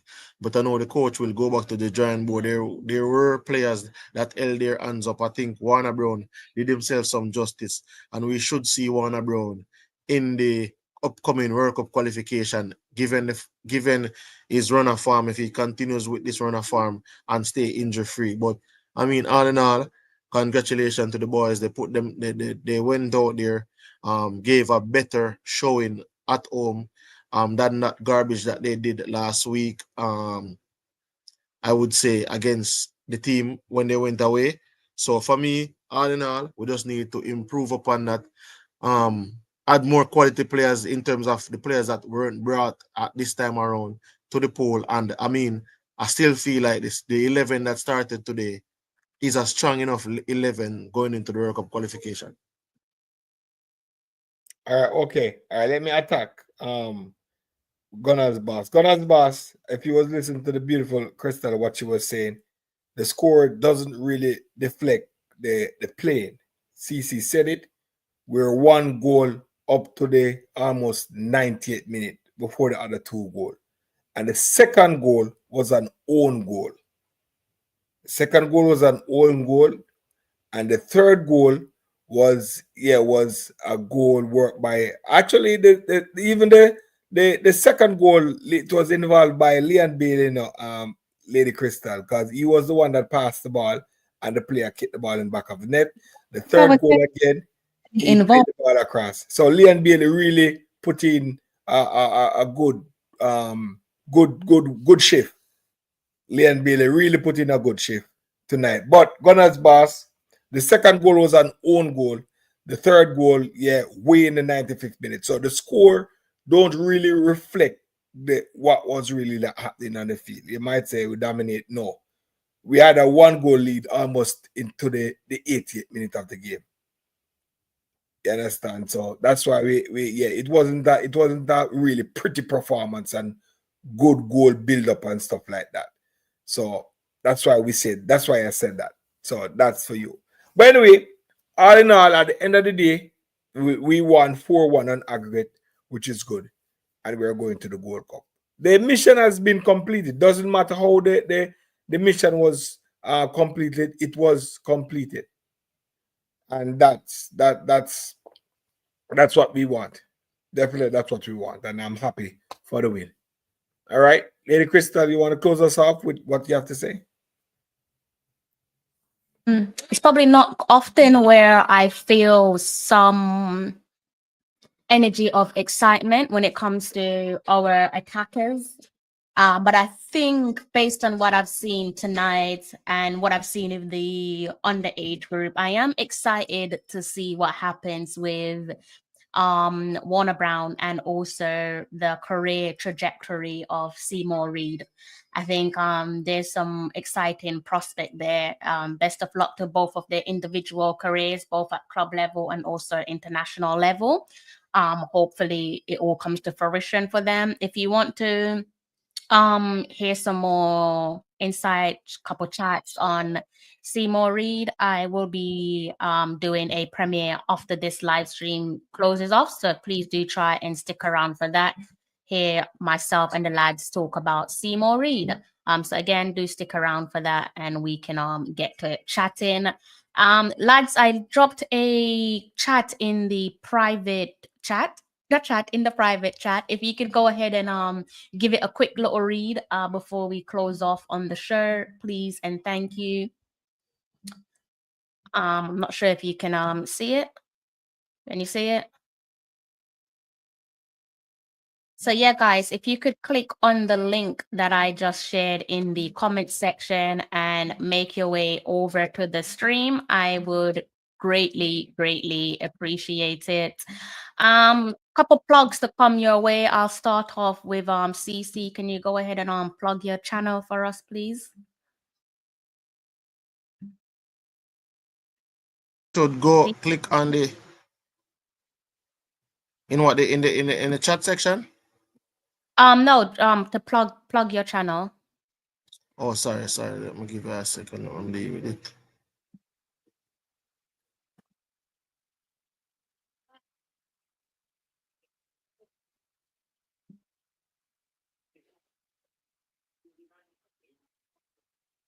In the meantime, Sir Tiga, do you want to go ahead and plug your channel while we wait on CC?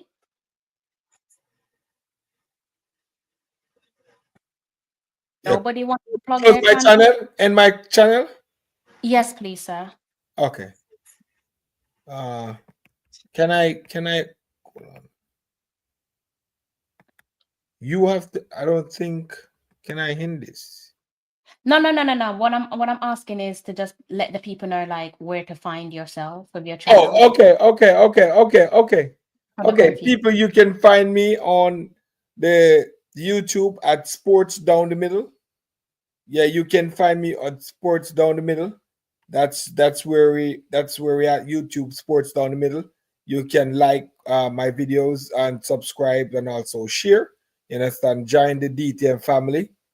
And right now we're going into the boys and girls athletics champs, and you can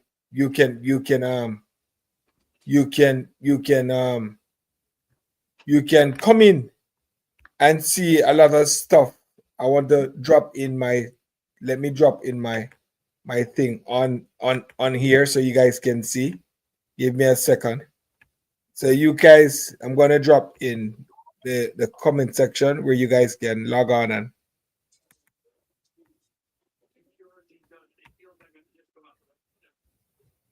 and also we're also on Instagram. Where is this? If you guys haven't caught wind of that, the channels there to look out for is Reggae Boys and Girls Supporters Club across all social media. Likewise, please look out for CC Sports Lab and also Sports Down the Middle across all social media. So as always, head over to their channels, subscribe, follow their channels, and also hit the like button on their latest uploads, latest live stream over on their respective YouTube channels. If you're new to my channel, please do go ahead and hit the subscribe button. You can see the plug there for CC's channel. Likewise, you can see the plug there for Sports Down the Middle. And you can also see this is the Reggae Boys and Girls Supporters Club. So you can search that in your YouTube's search engine. And you can kindly click on the link to my next premiere, which is I think it's premiering at the moment. So if you could head over to that premiere and give that video a watch, I would greatly, greatly appreciate it. Before I forget my manners, massive thank you to Sir Teagat, Mr. CC Sports, as well as Mr. Ballin for blessing us with a moment of their time so that we can collaborate on yet another live stream. Apparently, you guys are enjoying the collaboration between myself and the lads, so that's wonderful. It's music to my ears. Please keep the constructive feedback coming my way because it's something new. Like this is the first time this window, I believe, ever that we've all collaborated together, definitely with myself involved, and I think it's definitely going well. Long may it continue. So let us know if you're enjoying the collaboration. Let us know if there's any topics that you want us to discuss, anything to do with Reggae Boys or Reggae Girls. Just throw those suggestions our way and we will get chatting. Okay. I think I'm now into my Wednesday, so I am middle of the week. If I don't see you on Wednesday or between Wednesday until the end of the week, I do hope that you have a smashing end of the week. And if I don't see you over the weekend, do have a lovely weekend. All right. Stay safe. Stay blessed. Again, thank you for blessing us with a moment of your time. If you're heading home or heading to any destination, be it work or whatever it may be, I hope that you arrive to your destination safe and unharmed, because doing so is an underrated blessing. I think that is all I have to say. The headline does read for itself, doesn't it? Reggae Boys qualify for the Gold Cup, and they did so by beating our friendly Caribbean rivals St. Vincent and the Grenadines 4-1 on aggregate. It's been an absolute pleasure, and you know how it goes. Until next time, take care. I'm John Barnes, and you're watching Talawa TV with Crystal Davis.